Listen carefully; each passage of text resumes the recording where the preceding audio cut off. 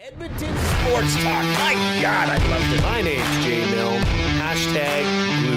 Our sports update deliverer, the Coon. I'm Zachary Kubish, and you're up today. You know what, Reid? You might be honest. All right, here's what's going on in the Nasty Show.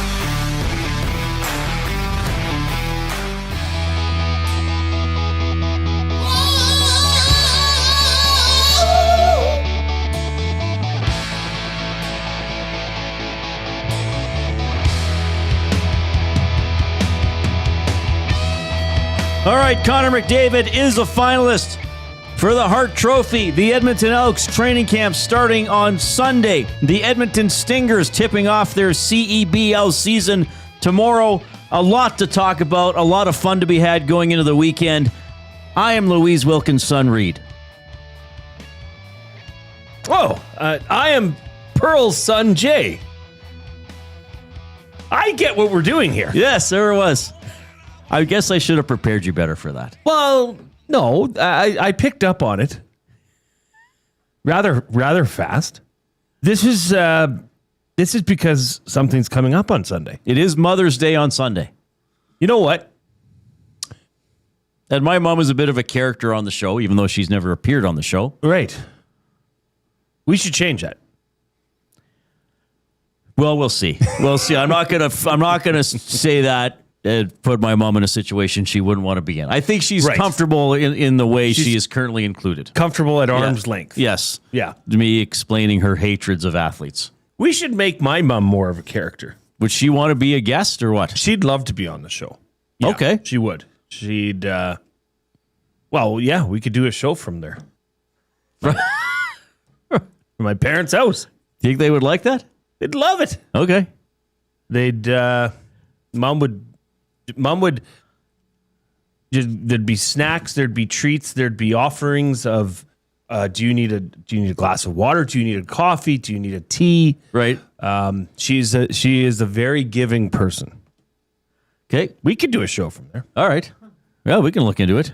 It's where I grew up. We could do a show from my bedroom. From your old bedroom. Yep. Who occupies it now?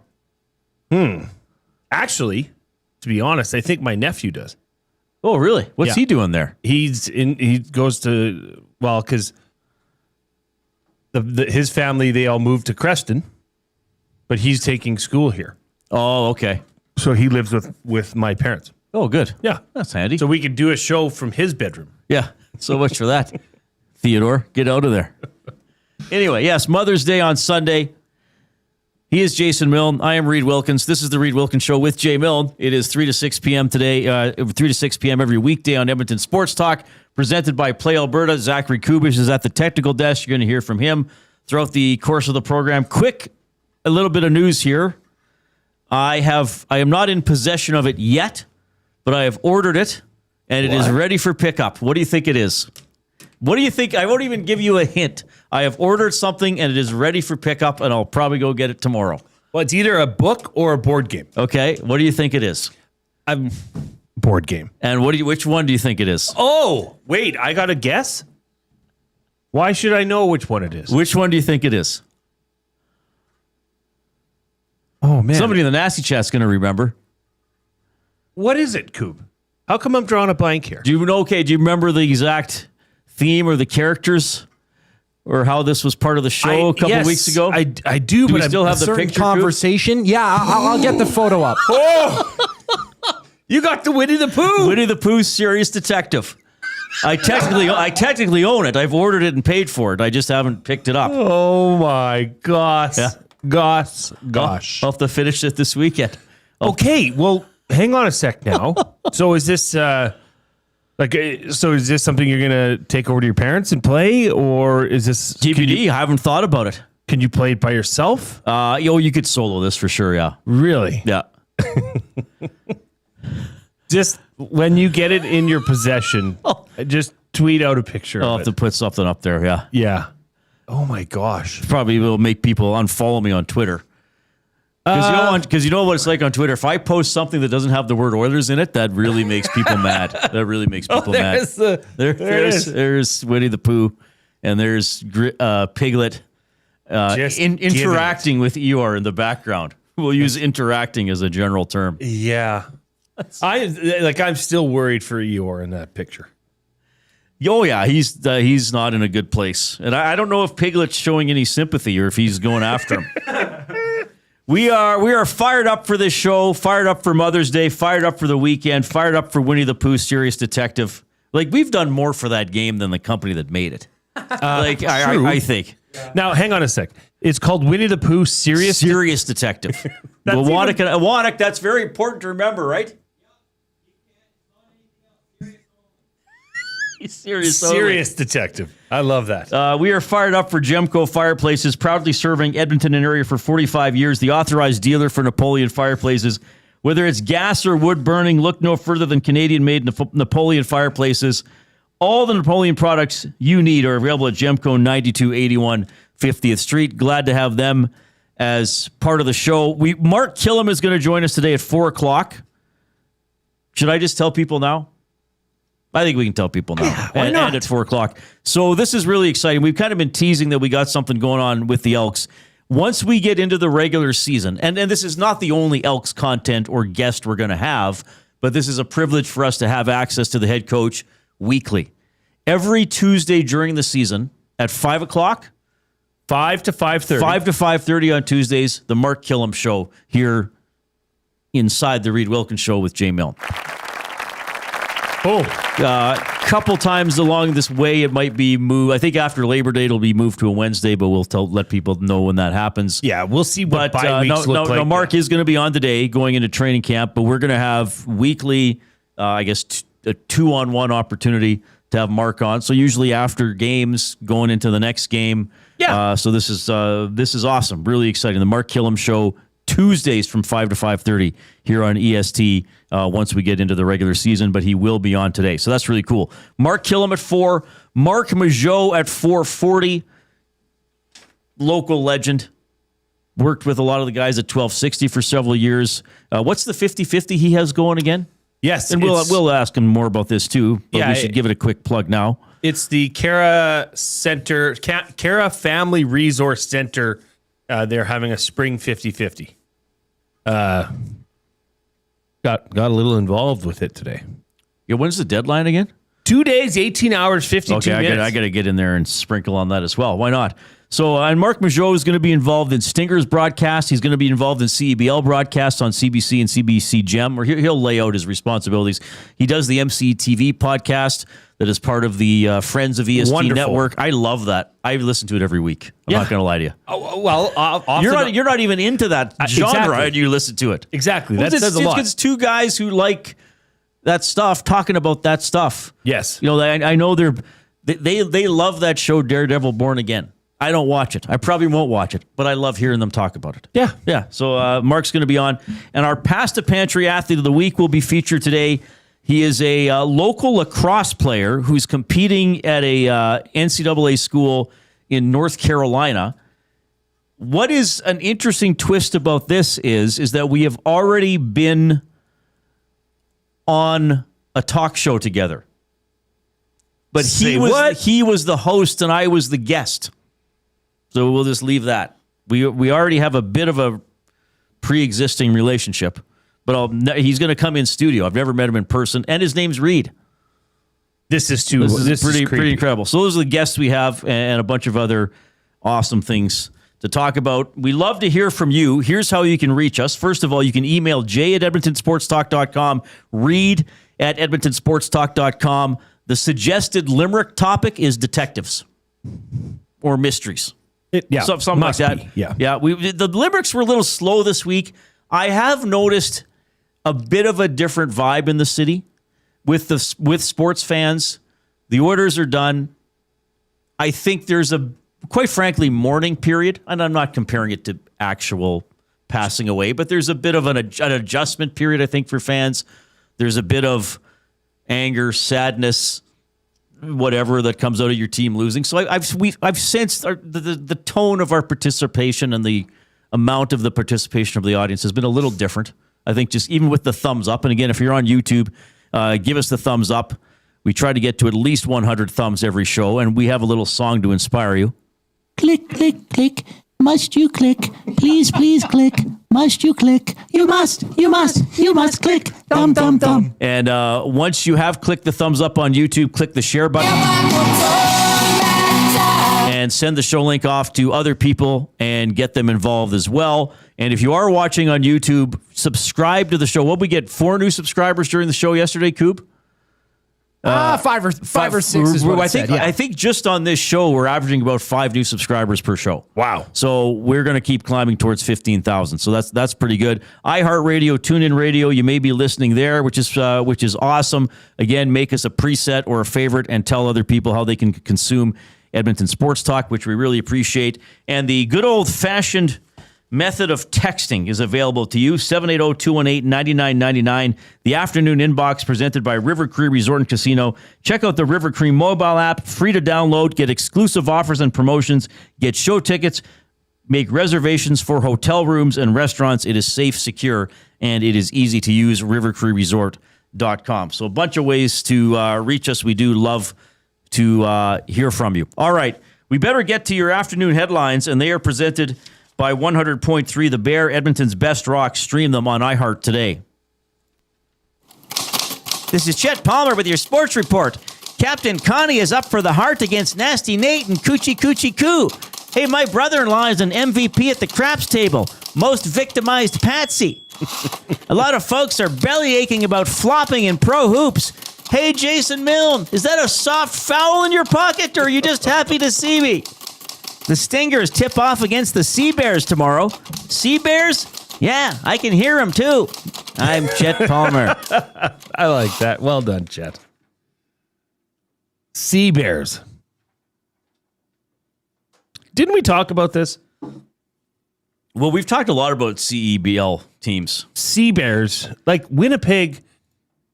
Is that what you think of as a polar bear when you think of Winnipeg? And being on the sea. And being on the sea. The great sea of Winnipeg. Like they don't touch a sea. I believe the Winnipeg Sea is one of the 7 seas. There's like the Mediterranean, the Black Sea, the Caspian, Buck Lake, I believe is one of them. The 5 Great Lakes together are one of the 7 seas, and then the 7th sea is the Sea of Winnipeg. Now, after a quick search, it says the Winnipeg Sea Bears are called that because it's named after a polar bear whose Latin name is Ursus martimus, translating to sea bear. Oh, really? Yeah. Okay. Coob, you have educated me once again. I be learning too sometimes, boys. Yeah. So that's the discovery. I think it's Ursa, isn't it? Is it Ursus? Ursus. Ursus. Oh, Ursus. Okay. Martimus. Because isn't Churchill Martimus or Maritimus? Maritimus. Because maritime, I'm thinking, right? Ah, Yeah. There are 2 eyes, yeah. So the Latin, I would not have ever thought that. like okay, Why not Cold Bear if you're in why not the people of Latinville? Not think. Like it's Hudson Bay, And did Latin people just go around the world naming things? yeah, like Because who everything's gave, like from the Latin. right. Who gave them Who the gave authority? them the right? Huh? These smarmy, Get to the bottom of titled, this. self-righteous namers. Because Churchill, Manitoba, is renowned for their polar bear viewing. And I wonder if Winston Churchill's ever like, really? That's the community you named after me? Anyway, sorry. Well, there's probably a lot of things named after him that he's not excited about. Churchill Square. But the Sea Bears, like Hudson Bay is not a part of, like, it is, I guess, sea water, Sure. but it's not the ocean or a sea. It's a bay. It's a bay, yeah. So why didn't they call them the Bay Bears? Yeah, exactly. The Latin Like, this is just- the Latin people who went around naming things did not know what they were doing. I think that's well established now at this point. I'm going to write an email. But hey, yeah, write it to the president of Latin naming. It's malarkey. That's his Gobbledygook. name. Is that his name? No, I'm just saying it's Malarkey. Cliff Malarkey. Mr. Malarkey. All right. That was the afternoon headlines for 100.3 The Bear. Well, we can tell you, everybody else, this. Coob, you're away next week? Okay, I'm gone all next week, baby. to give us the Cole's notes of what you're doing. 5 words. 5 words or less. What are you doing next week? 4-day trip to Vancouver. Oh, good. Hey, Good job. All right. What a guy. days are you? Well, but you're off work all next week. Okay, you can. Correct. I just messing appreciate with the you. effort though. Yeah. For brevity. And what is there a show you're going to see? Baby specific- Keem concert. And what genre is Baby Keem? Is it Keem? Keem. Keem? Correct. Okay. Keem? Yes. What genre is that? Rap or hip hop. And where is it a gentleman or a lady? It is a man. And where is he performing? P&E Forum by East Hastings. Is that the old Yes. hockey rink? Yes. Is that what it is? Or is it That's the old something else? hockey rink. Okay. Yeah, that is the old hockey rink. All right. Where do the Giants play now? Don't they play there? I should know that. I don't know that. Oh, Let's by the see way, here. WHL final tonight. Don't forget PA at Everett, game 1. They play Langley MetLife. events. Well, they play at the Langley events. Giants, Right. Giants played MetLife. Okay. So, Hakeem Jamal Carter Jr. Yeah, Hakeem.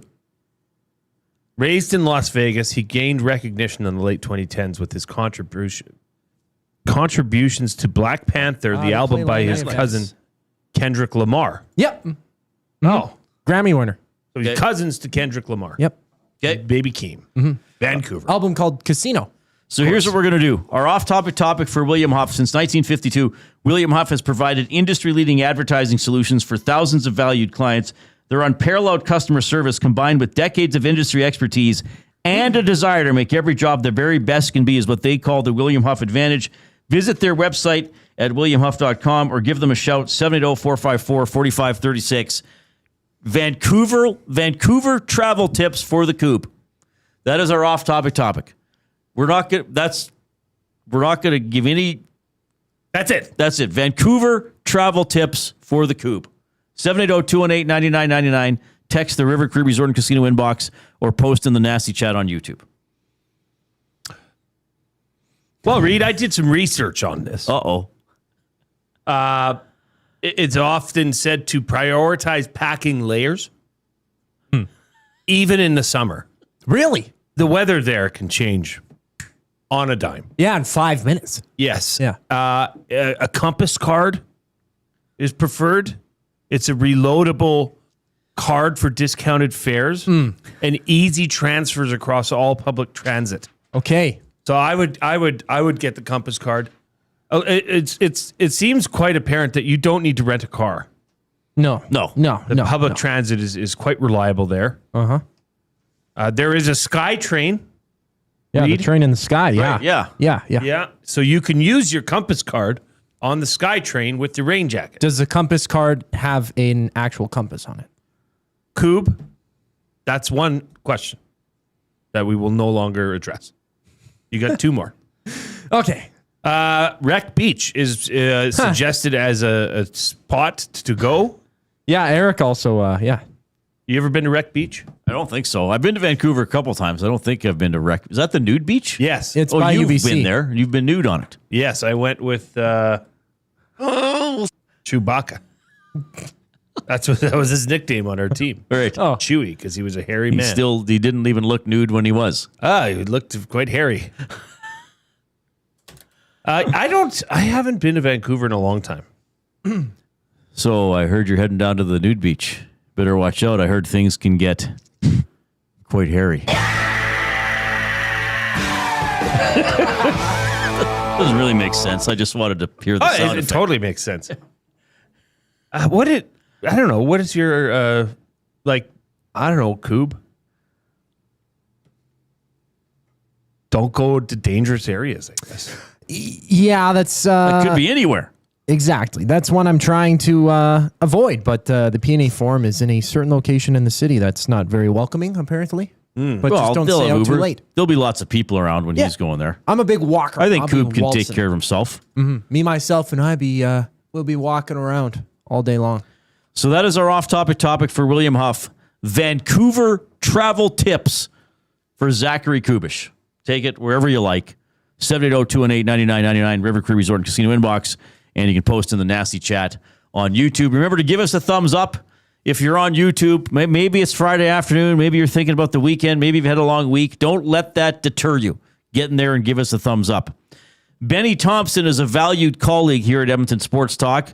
Once a week, we do something fun with Ben, usually one of his little lists or whatever. He has something that, well, we don't know where he's going to take us. It's involving a beloved Canadian league, and it's involving imagery used in that league. So, and Ben's going to see where we go with that. Again, Mark Kllum, head coach of the Elks, coming up at 4 o'clock. Here's a sports update with the Coop.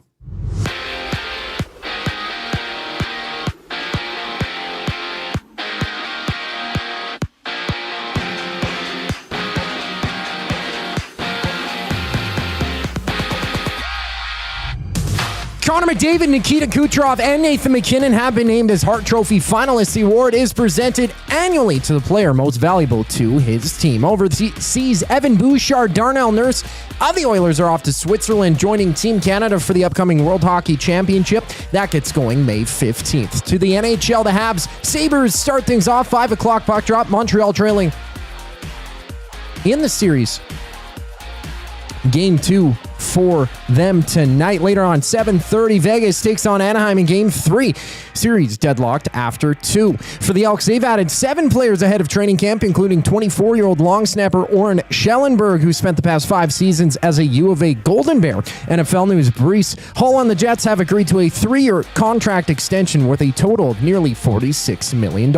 In the association, New York Philly, they scrap 76ers, trailing 2-0 in the series, plus the T-Wolves and Spurs matchup in Game 3. They're tied through 2 games played. And the Jays are back in action against the Angels, first of 3 total games in their series. First pitch just after 5. Dylan Cease gets the call for Toronto. Reed Detmers countering for L.A. This sports update is brought to you by Paramount Flooring. From custom homes to small renovations, Edmonton's top builders and contractors rely on Paramount Flooring. Their in-house team handles everything from selections to completions, keeping projects on track and on time. Visit their showroom, open 7 days a week, or find them at ParamountFlooring.ca. Benny's Blind Rankings up next here on the Reid Wilkins Show. I'm Zachary Kubish, keeping you up to date. 2 guys and a goalie. Does a coach who had an excellent NHL playing career automatically carry more clout when he walks into a dressing room? For me, I would say yes. All the coaches that I had in North America, and even in Europe too, they were all former players. I had Claude Julien. I had, obviously, Ron Lowe. 2 guys and a goalie, presented by GS Construction. Tuesday and Thursday afternoons at noon, only on Edmonton Sports Talk. Your clear choice for Edmonton sports. We have what you're looking for. GD Liquidators is Edmonton's one-stop shop for new and used warehouse, office, and industrial items since 1987. You'll find what you want when you want it. Give us a call, visit us in-store, or check out the monthly auctions at gdliquidators.com. 100% Canadian-owned and operated. We have what you are looking for. GD Liquidators. Your home for great performances is the River Cree Resort and Casino. God, I wish I could meet somebody like you online. She's got me in the friend zone. Don't miss Morgan Jay's musical comedy May 23rd. 9 p.m. show is sold out. Second 6 p.m. show added. Tickets at rivercreeresort.com. River Cree Resort and Casino. Excitement. Bet on it. GCL Diesel has been serving oil country since 1972. From diesel cars to SUVs to pickups. From farm tractors to school buses to a big rig. From diesel generators to forklifts, GCL can test, troubleshoot, and repair all diesel fuel system components. Whether it's injectors, pumps, turbos, filters, or additive, GCL has the parts you need to keep your diesel running the way it should. For genuine diesel parts at wholesale prices, visit GCL Diesel in the West End or online at gcldiesel.com. GCL Diesel. Diesel understood. The Canadian Brewhouse has a happy hour for any scenario. You finished work early? Happy hour. You finished work because you accidentally hit reply all to the entire company? Big happy hour. Your boss said great job. Happy hour. Your boss said per my last email. Ugh. Emergency happy hour. You finally closed the big deal. Happy hour. With a huge selection of ice cold drinks and great food, the Canadian Brewhouse has a happy hour for whatever just happened at work. The Canadian Brewhouse. Your day just got happier. When you bet with Play Alberta, you give back to Alberta. That's because it's the only app in the province that puts all revenue directly back into supporting programs and services that Albertans rely on every day. So next time you place a wager on your favorite team, know that you're also making a difference across the province through Alberta's General Revenue Fund. Visit playalberta.ca/EST to learn more. That's playalberta.ca/EST. Must be 18 plus. If you gamble.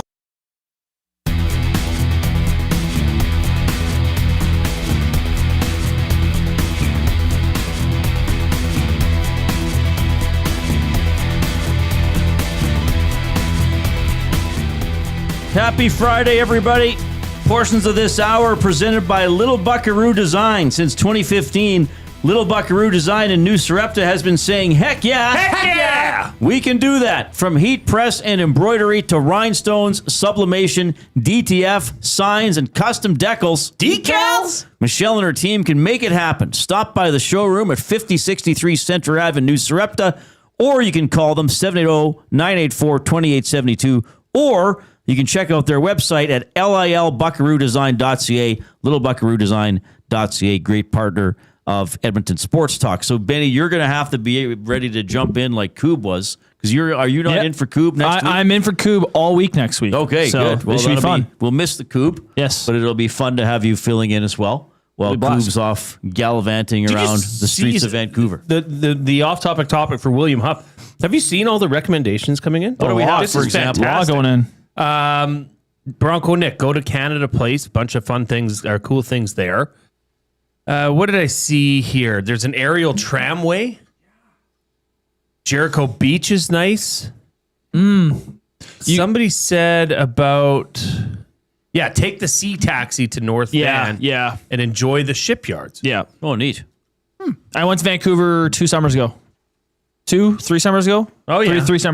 It was really good. So if you can find, there's a cactus club right on like the shoreline in Vancouver. I think it's by downtown. I don't know. I was there. It was beautiful. If you want to go find somewhere to eat, but okay, I'll keep that in mind. All right. Sounds like a fancy cactus club. Yeah. And if we don't say yours on air, Koob is making a note of everything coming in.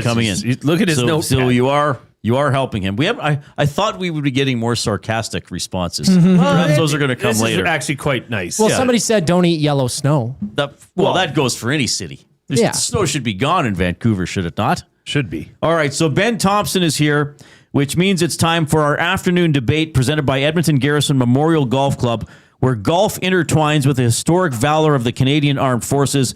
Memberships available at egmgolf.com. EGM Golf offers discounted rates for seniors and first responders. Great place to play. Jay and I went out there last summer. We got to get out there for a round sooner rather because we kind of left it last summer. We got to try to get out there soon. Edmonton Garrison Memorial Golf Club, egmgolf.com. What do you have for us today, Ben? So we're going to bring back blind ranking to the show. We've been doing a lot of key 3-cut 5s. We're going to bring back the blind ranking.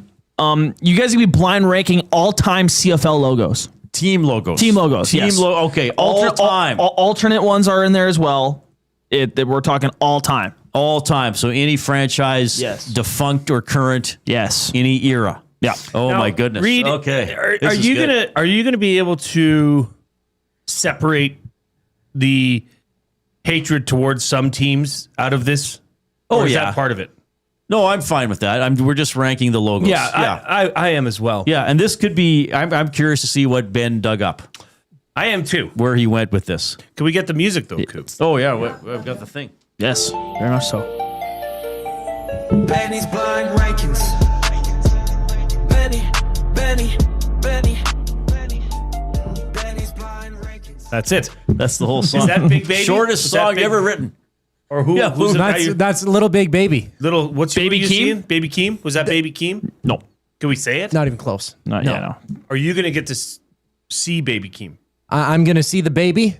You're not going to talk to him in person? Probably not. He's too big for me. If you do, can you get him to cut a quick Benny's blind ranking audio? Yeah. I will, yeah. That's the first thing I'll ask him. That'd be good. Ask him, yeah. All right, so you're going to put those. So for people on YouTube, they'll see the logo. Of course, we'll describe it for people on the audio streams, and then Jay and I, we're each doing our own personal rankings, Yeah. right? Okay. Yeah. Let's see what we get here. So and if you guys can't see it up on the screen there, I'll show you guys off my computer here. Okay. But yeah, for the people watch on YouTube, logo will be popping up right by where my laptop is on the screen. Okay. I will lead you guys off with the 97 Blue Bombers logo. Okay, is this the one? What? 97. What is 90s. that? That's not 97. That's got to be older than 97. That's what it said on the website. 97. Oh, I think it's older than that. Is it? But that I'll- is a I'll Blue double Bombers check. logo. That is a Blue Bombers I may logo. have seen that at some point in my life. 66 to 67. Okay. Yeah, I read that as 97.6. Wow, that is, it makes me think more of a spaceship than an airplane. Now, I don't know if was that ever on the helmet, Matthew? Do we know that? It's kind of creative, but I feel anyway, it's kind of creative, but kind of dumb at the same time. Like, I guess it's got the plane worked in. It's got them taking off from a football. So what it looks like to me, for people who can't see it, it looks like a football is a planet and an airplane is like a space shuttle doing a partial orbit of the planet, but it's really an airplane taking off from a football. It's kind of fun, but it's kind of not great. It looks like a 60s promotional. Yeah. It's promoting think, hey, here's our air wax for your car. So I'm going to... Don't give your ranking yet. I got to think about it. Okay. Because it's cool, but I don't remember it. It does look very 60s. Yeah. But like I said, it looks like a commercial. It looks like they're advertising Blue Bomber paints and bombs. So I'm gonna rank this at the. You know what you're doing?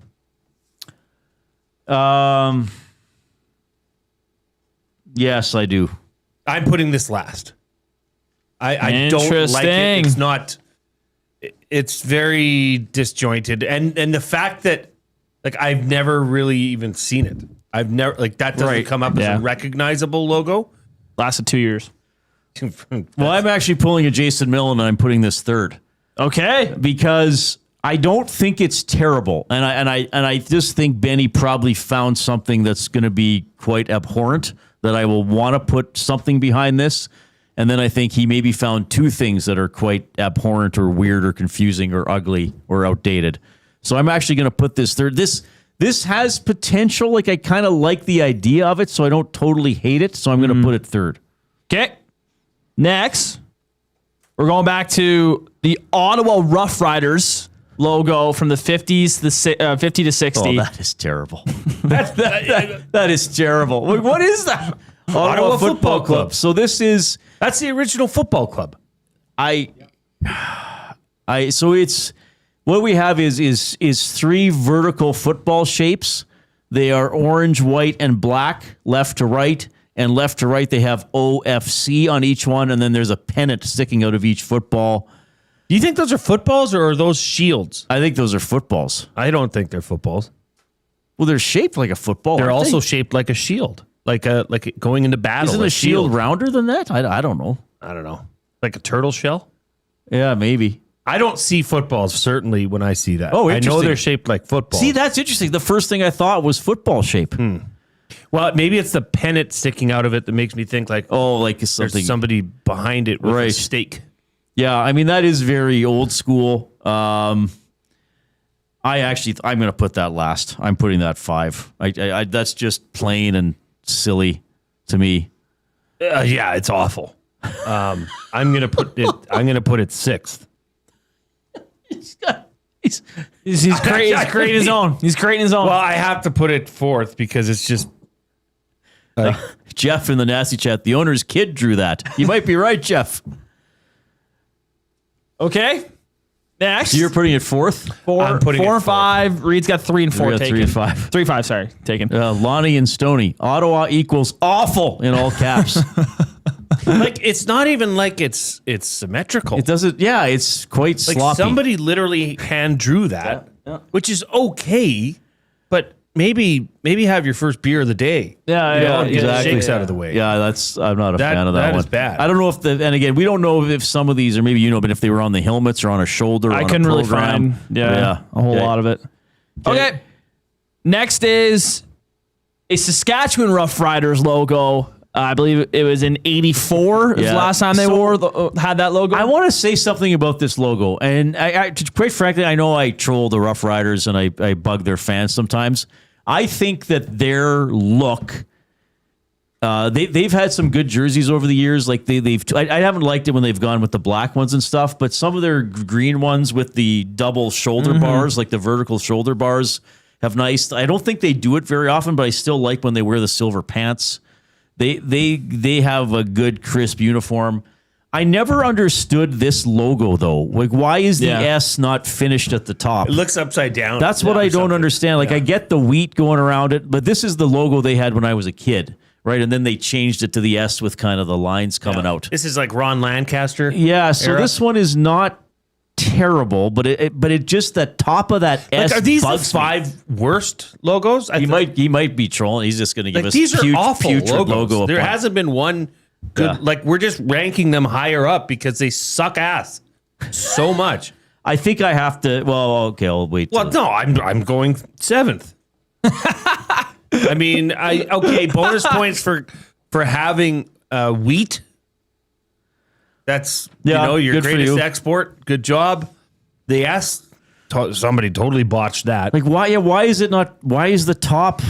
And that always bugged me. I'm like, so the bottom of the S is that a serif? Is that what those are called? I don't know. It's both serif. It's like serif meets sans serif meets wingdings. That's the font. even how it's how it's surrounded by a circle. Yeah, and then there's a jut out at the top. Yeah, that's a good room. Poke out of the top for the lazy S. Like, it's terrible. It is a bad logo. I'm putting it 4. I'm comfortable with mine so far. The Blue Bombers Orbit logo, I have 3. The Sask Weird S logo 4th, and the OFC football/shield logo 5th. What do you have so far, Jay? I've got Saskatchewan 3rd, OFC 4th, and the Blue Bombers 5th. The Orbit logo. The Orbit. Wanik, what do you have? Here, I think he had this one. He did this privately with you already? Yeah, I think he put this one. Oh, wow. Yeah. Well, we'll see what... Well, but we don't know. Okay. I hope there's something really nice coming up. Next is Calgary Stampeders' current alternate logo. Coop, if you want to show it. Okay. Yeah, I mean, even that's not great, but it would be the best of this bunch, I guess. I mean, the horse looks like he's on meth. I think it's pretty sweet, personally. It's methy. That's the. This is if. Hey, forget about Quick 6. That's Quick Fix. So. Well, it's pretty cool, like having the horseshoe and the fact that the actual horse itself on the back, rather than I don't know what you'd call that on the back of the horse. The hair that's the mane. The horse has a mane. Coop. The mane. I knew that, but it's fire. It's not just a normal mane. It's on fire. This is actually, now that I see it up close, the horse doesn't look as high as I thought. He does look kind of menacing. His front feet are kind of weird, like he's stumbling out of the bathtub. But no, I don't mind this one. I'm going to put this one too, so I'll be stuck putting the next one last. Oh, I'm definitely. This is the first semblance of a cool logo that we've seen. Like, you could put that on their helmet for a game. It's tied to the team. It's tied to the Western heritage of Calgary.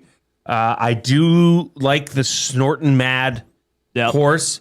The horseshoe. I do feel though they kind of lost it with leaving the horse just white. Yeah, they made it red. Could have been a little more red or black. Yeah. Or put the inside of this white, the horseshoe, and make the horse red or black, something like that. But they gave the horse, I guess, the red eyes. Maybe they wanted those to stand pop out. Yeah, that's a decent logo. It's a good logo. I will say this though, if I'm nitpicking, to me that would work better as a hockey logo than a football logo. Interesting. And I know that's their alternate. I don't think they've ever put that on a helmet. It's probably a shoulder patch or used on promotional material. That would be a really cool big hockey jersey. Yeah, logo. it would. You're right, because it would have to have that symmetry to it, like with the horseshoe around it. But to me, of the 4 we've seen, to me that is easily the best. So are you putting it 1 or 2? I'm putting it 1, Reid. Okay, I'm going to put it 2, and then I guess my next one is stuck being my number 1. Okay. We're blind ranking for Edmonton Garrison Memorial Golf and Curling Club. CFL logos, and we told Ben any team, any era. Mm-hmm. So he has picked all.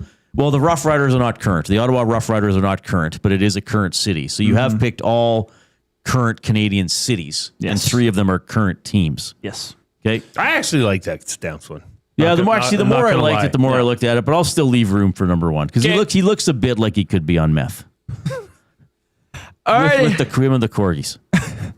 And then the final one is Edmonton Eskimos 98 polar bear logo. Then the Nuke one. Yeah, I'm fine having that first. So that's the one. If you can't see it, that is the one with Nanook, the polar bear, sort of holding the double E across his chest. It's the big gold double E. Now, again, I don't think that was ever on a helmet, but it was used in promotional stuff.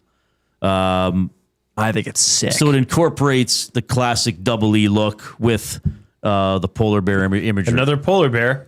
Yeah, and he's a menacing polar bear. He's ready to bite you. Yeah, I'm glad it doesn't totally make sense. Yeah, is it a shirt? Is he holding something? But so what? I'm glad that I'm happy to have this at 2 because I think as far as logos go and creativity, the Stampeders one is definitely better than this. This is cool because it's nostalgic. Yeah. And it's nostalgic here. Right. For Nanook, who was a thing, then it went away. Now I think Nanook's back. I don't know. But I don't mind. I think Nanook is doing like the Superman. Is that what it is? Yeah. Opening ripping his shirt. It's the Elks. And it's unveiling the double E under there. Yeah. Because the thing that sticks out the most is the double E. Yeah. I mean, that is classic. Yeah. Maybe that's when. Is that when they modified the double E so it was a little thicker? Because the double E of the 80s, the E's were a little kind of white and thinner, right? And then I think at some point in the 90s, they went with a little bolder look. Okay. And then obviously, since you and I have been covering the team, they got rid of it being in a circle and made it even bigger, which I love. I always thought it was a little small. I love that it's huge now. And they tapered it back to, like, the E is not so rigid. Yeah, there's a little bit of a, I mean, they've done a few different looks for a logo that's just been 2 E's for decades. But that's a pretty good logo. It's fun. And says a lot about the team. Credit where it's due. It does look like a very angry bear. Yep. Looks like he's pissed off. Like he could fight that horse that Calgary had. Well, maybe, well, it depends if the horse just recently had meth or is waiting. How deep into it is the it? horse is scratching its face. No, Benny, so that was good. So I got Nanook double E. Yep. Methy the Stamps horse, the Blue Bombers Orbit logo, the Saskatchewan Weird S logo, and the OFC football shields. That's my order. And I have the Stampeders horseshoe logo, Nanook Eskimos, the Saskatchewan upside down S, the Ottawa Football Club with the non-symmetrical O's, shields, and then whatever that Winnipeg Blue Bomber. Can we put up the Winnipeg one again? Like, you're more disturbed by that than I was. I'm sickened by it. Yeah, you really are upset by that I'm logo. sickened by it. Doesn't this look like somebody that's selling like dish soap or like a laxative? Yeah, it looks more like a product than it looks like a product placement. Yeah. Come get your Blue Bomber. That's a good point. You wouldn't think sport, like even that Ottawa one, you might think it was sporty. Or, well, I don't know. You think this football is flying through the air? Wait till you take some Blue Bomber laxatives. That's a laxative. Oh, my goodness. Yo, crap your pants. Now, were there any other ones you considered, Ben, that you didn't use? I wondered if you were going to give us the bearded Ottawa Rough Rider. I saw that one. There was a BC Lions one that I looked at. One of the older ones that I was like, which one? Like a meth lion? Like, kind of, yeah. Was it the lion, the orange lion? This guy.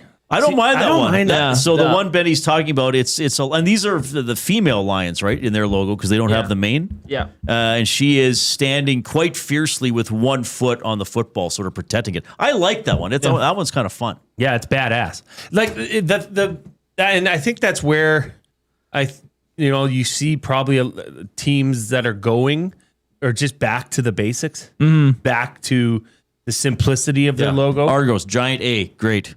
Good catch, Coob. You threw it up on the screen. That's a good one. Okay, Coob, if you're feeling it, throw up the Toronto Argonauts, Pinball Clemens, say giant A. That might be the best logo the the CFL's ever had.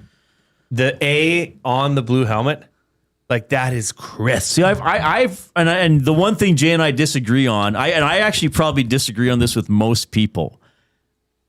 Current teams, I like the Ottawa Red Blacks imagery. I still make fun of the name. I like what they've done with the buzzsaw and the giant R and all that type of stuff. I don't. Yeah.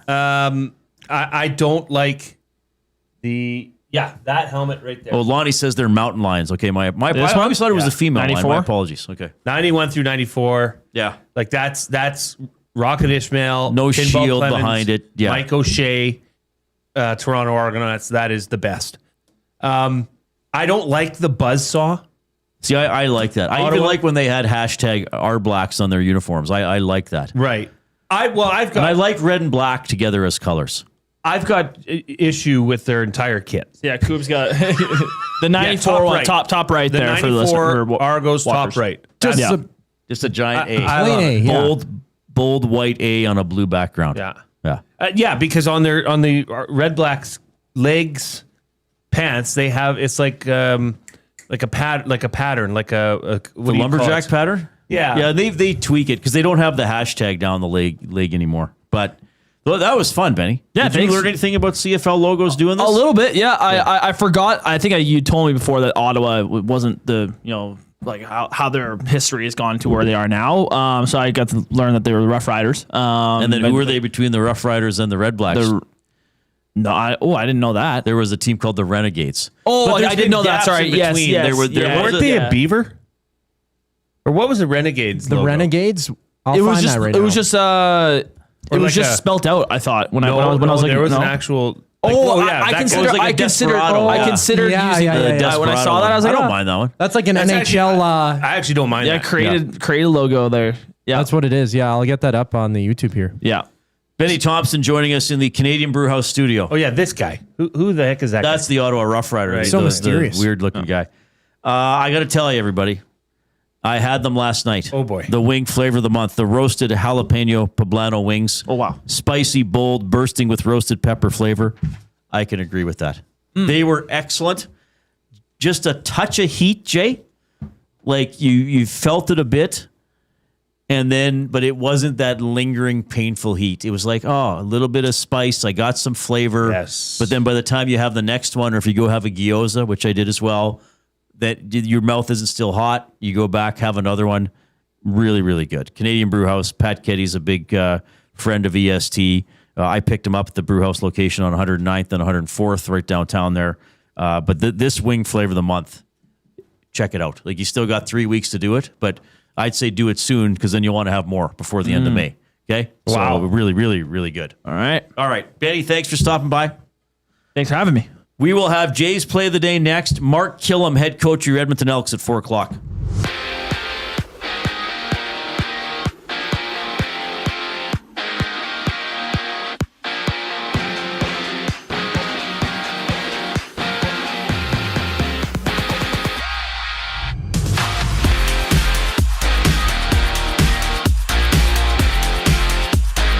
McDavid, Nikita, Kucherov, Nathan MacKinnon have been named as Hart Trophy finalists. The award is presented each year to the NHL's most valuable player to his specific team. Overseas, Darnell Nurse, Evan Bouchard of the Oilers are off to Switzerland, joining Team Canada for the upcoming World Hockey Championship. In the NHL, there's a pair of games. The Habs at Sabres kick things off. 5 o'clock, Montreal trailing 1-0 in the series. Later at 7:30, Vegas and Anaheim hit the ice. Game 3 there.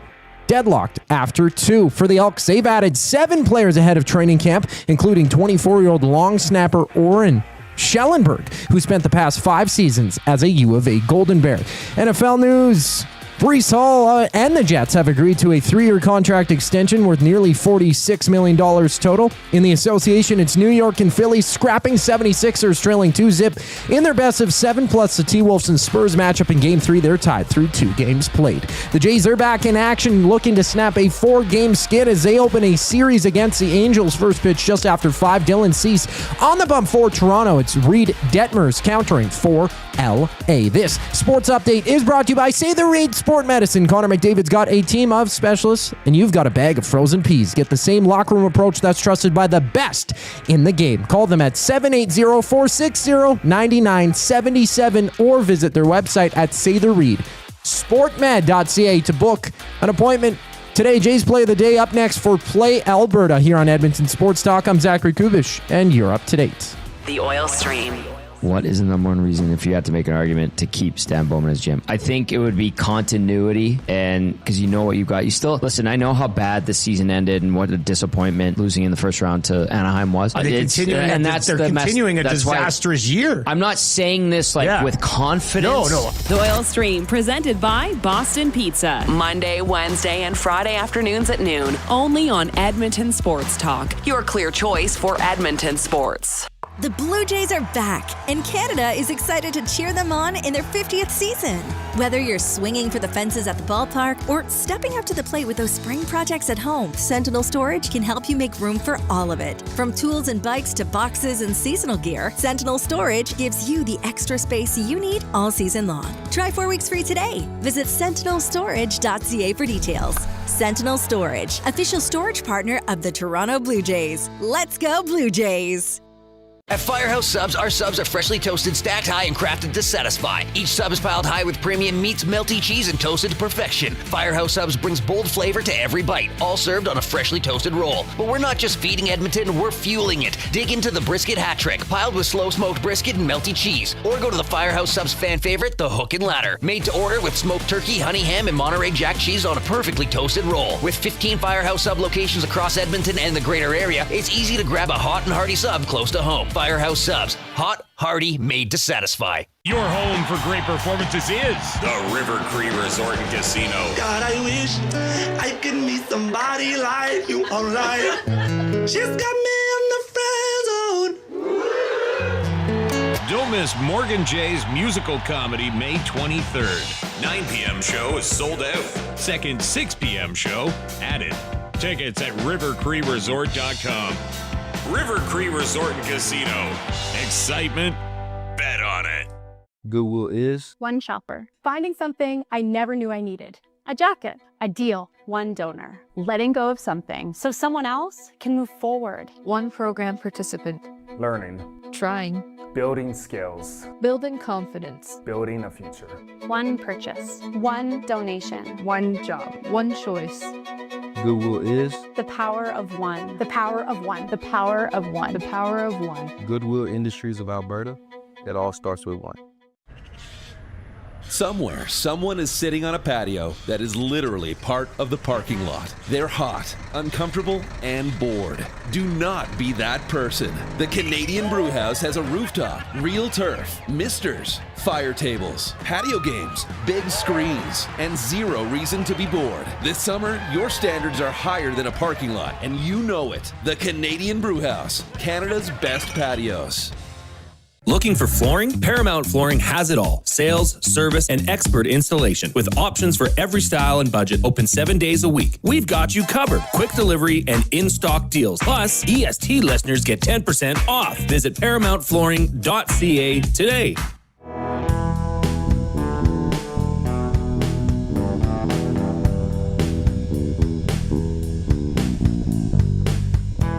It's Jay, it's Play, he's Jay, it's today.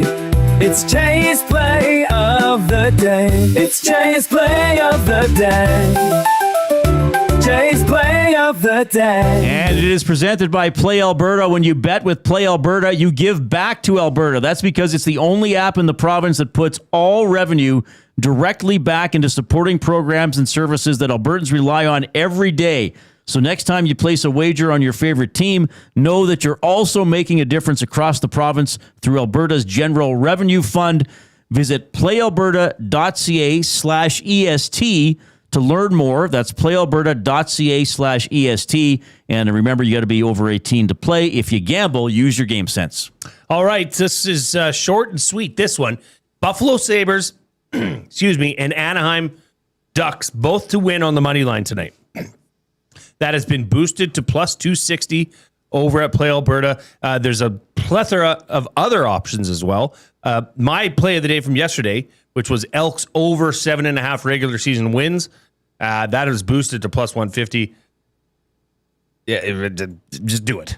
Sprinkle, tinkle, whatever you got to do. Take that one.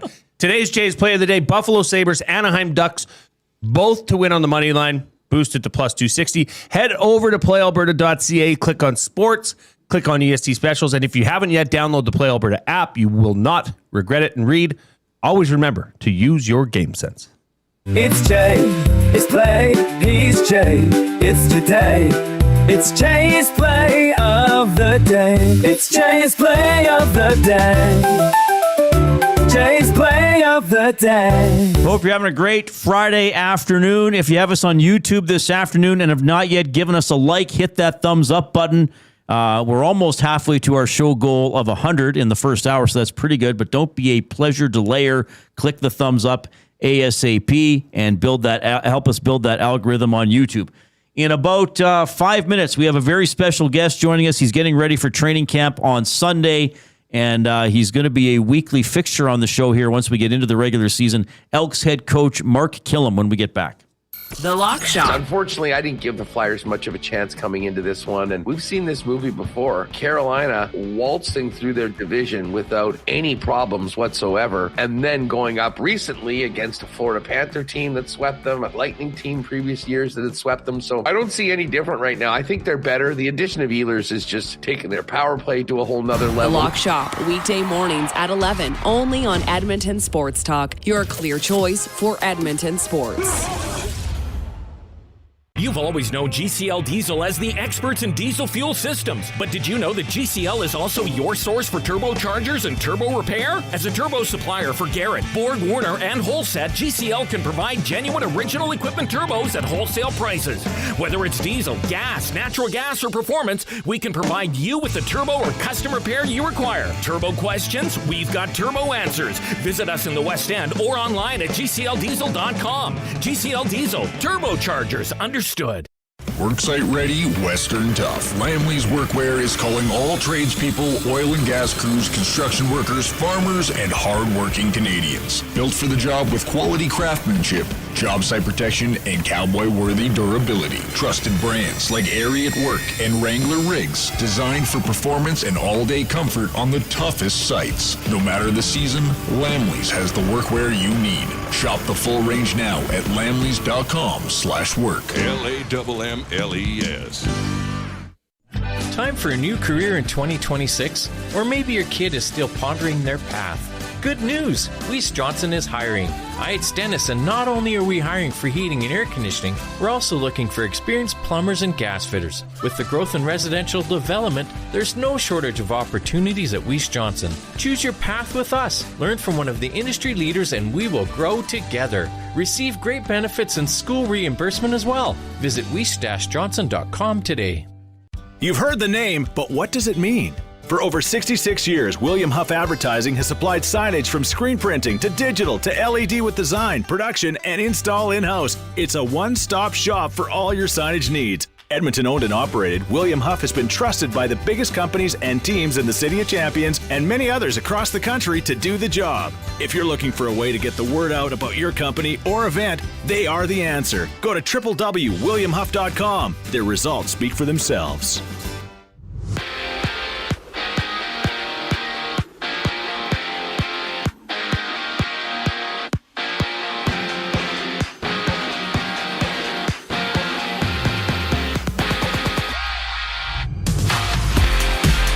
Connor McDavid, Nikita Kucherov, and Nathan MacKinnon have been named as Hart Trophy finalists. The award is presented annually to the player most valuable to his team. Overseas, Evan Bouchard, Darnell Nurse of the Oilers are off to Switzerland, joining Team Canada for the upcoming World Hockey Championship.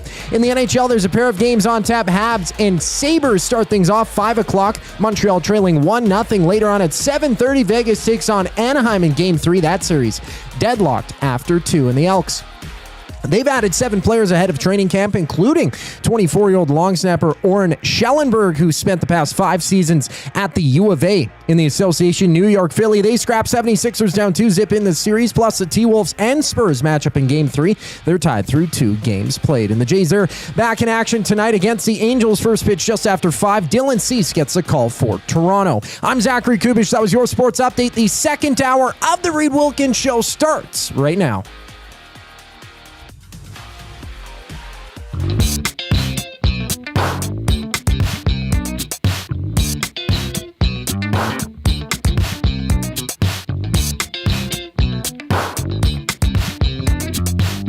Hope you're having a great Friday afternoon. A couple more Stanley Cup playoff games tonight. We'll put the old Habs and Sabres on the TV here once they get started. It's Sub-Rays. Oh, yes. Le Sab. Sab du Buffalo. They're coming up at 5 o'clock. Elks training camp starting this weekend as well. And portions of this hour, including this segment presented by the Edmonton Elks, the only way to experience it is being there when it happens. Get your season seats today. Our city, our year. Lock in your season seats at goelks.com/season seats. And we're really happy to say that once we get into the season, every Tuesday from 5 to 5:30, we're going to have a great opportunity with the Mark Kllum Show. The head coach of the Edmonton Elks is going to join us weekly throughout the season to talk to you, answer some questions, talk about the recent game, talk about the upcoming game, and just keep you updated on the green and gold throughout the year. But he's not going to wait until the first week of the regular season to be on the show. He's hopping on before training camp. Mark Kllum right now on the Oil Country Towing video hotline. Mark, it's Reid and Jay. How you been? I'm good. You guys?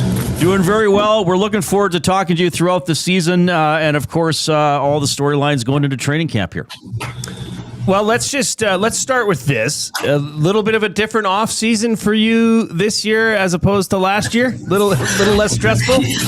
Yeah, a few less 1,000 moving parts in my life, so it was good. We just got to be able to focus on football. So that's for myself and for most of the staff. I mean, like JC had a baby last year. Jordan moved from Vancouver. There was a lot of things happening, so we just kind of calm the waters a little bit and just really focused on football and being better. Now, I know you and the staff and plenty of players as well, but particularly you and the staff have been locked away in your offices scheming, doing all the prep as much as you can leading up to training camp here. And I know rookie camp has already been happening this week, but training camp starts Sunday. Mark, you played football, you've coached for many years, and there's always that feeling, of anticipation, butterflies. Is that something that you still get as a head coach heading into training camp? There's no doubt. There's two feelings you get. One is you kind of get this feeling. One, you're tremendously excited because you're doing all the admin stuff, you're doing all the classroom work, you're doing all the Zooms. But we're football coaches, and we want to coach and get outside and get on the grass and get with the guys and feel that energy. So you get that kind of feeling. You're anticipating that. You get excited about that. The second part of it is you get this feeling like this giant commitment you're about to step into because we'll work. I mean, rookie camp started, so we're in it now. But, we're going till when's the Grey Cup? November 15th. So that's what we're committed to, and that's what we're working to right now.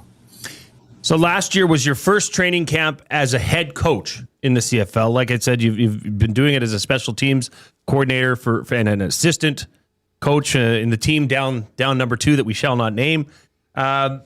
Year 2 as a head coach. What's different for you approaching this training camp? I think there's a lot of clarity within the roles in the organization and the coaching staff with the players. They really feel like it's the second year in the system, all of our systems. So, that guesswork is gone. They know what I'm about. They know what the identity that we're trying to build this thing on. So I think that from that standpoint, I think that that's an advantage. I think, there's a lot of urgency as far as, last year you're going through everything for the first time. And sometimes you have to learn some hard mistakes, some hard lessons sometimes and correct that. And, really when we took a look at the training camp plan, we really just tried to streamline all of our installs. We tried to simplify a little bit so that we can get better and get good at something early. So from that perspective, I feel like we're a lot more efficient, definitely from a staff perspective. Cody Fajardo was on our show quite a few times last year, but one time it was earlier on in the season, and he said something that it stuck with myself, and I'm pretty sure it stuck with Reid as well. It's just that the team had a lot of turnover coming into last season. And he suggested that, sometimes it takes a little bit of time for everybody to gel, come together, and really get to know each other. Is that now putting you, kind of one step ahead leading into this year, where the core of your team is together and a unit from last year? Does that give you, more trust or more of an advantage heading into this training camp? I definitely think so. I mean, we have to lean on that because, that was something we had to get molded in the fire together last year, and from my perspective, you're trying to install the things that you believe in, right? You're trying to create an identity in what you believe leads to winning football. And sometimes that takes a little bit of time. Then you need to see the results of it. Then sometimes you don't see the results, but you have to stick to the process to be able to reinforce it with the players. By the time we got to the end of the year, that stuff was in place. So every conversation that I had with every returning player was, when we figured out, our identity, we figured out the way that we wanted to practice, the urgency, the level of compete, the energy that we want to practice. That's got to be from day one. So that's what I'm really excited for, Jay, Sunday, because our first team period, we're going one versus ones. And I told them I expect that same level of energy and urgency, and we're going to compete like crazy. And then from there, we'll get everybody else into the mix and start really evaluating our talent. But we need to start there so that we can take the leap that we want to take. Yeah. Mark Kllum, Elks head coach, joining us this afternoon on the Reid Wilkins Show with Jason Milne. Like, I find the rhythm of training camp very interesting, right? Like, I've covered you guys. I've been through a lot of training camps covering the orders as well. How do you get that intensity? I think you'll know where I'm going to get it, because I'm going to sound like I'm contradicting what you just said, but I'm not. How do you get that energy on a day-to-day basis and build those good habits while also conserving energy because you want a healthy team in October and November? Do you know what I'm getting at? Yeah, I do. I mean, October and November are a long ways away from now, for one. But two, I'm really conscious about legs. I've always been conscious about legs. You can't play on game day if you have no legs. So, I try to structure the format of practice where, when we're working, and that's, communicated clearly. But then, if there's times where we can gear down a little bit and focus a little bit more on teaching, do some more situational down tempo days. On the schedule, I got off. I'm on a couple days. So like on the days where we have high volume or we're in pads, the next day is quite a bit lower volume. So we can focus on teaching. And that's a balance, Reid. It's a balance that you have to go through, and as a head coach, you got to read the team as well. Like, where's our energy levels at? There's going to be a natural drag during the grindy days of camp. That'll be in about a week because we have two back-to-back. I keep looking at my calendar. 2 back-to-back padded practices, and so that'll drag down. But the level of competition that we brought in. I mean, there's some high-profile battles happening in camp. We've got. We're heavy at receiver, and there's a lot of skill there. So, I mean, the guys are going to be competing, and they've got to earn jobs on this football team. That's vets and rookies, and that's a good place to be when you are not satisfied from the year before and you want to try to get better. We've got to compete and try to take those jobs. How happy are you or comfortable are you? Because coaches have said to me over the years, like, Reid, the great thing about X year I coached this team was I didn't have to police the work ethic. Like the players did that. I just coached, like, how comfortable or happy are you with that, all those work habit culture things, that a lot of the leaders on the team are now can handle that after being under you for a year. Yeah, I mean, that's where I felt like we were doing things the right way, because at the end of the year, so I did a couple coaching clinics this offseason, and one of them I showed 3 consecutive clips, and it was like week 15. And so that's late in the year, and the level of compete and the back and forth give and take, and, the trash talk in a good way, but the energy was there. And, that shows that, the guys have taken ownership into what we're doing. They bought into the style of football that we want to play. And it's really the players' team. And when they can take control of that, and that comes from your veteran players, it comes from guys like Cody Fajardo, it comes from the leaders on the team. When they take control of that, then they take the wheel. And that's when you feel like, okay, now we can build on this. Now we can really make some noise. Mark Kllum, Elks head coach, joining us this afternoon. I have a couple of things. I know when you were in studio, we talked about this one angle a little bit, but there are some rule changes this year, more next year.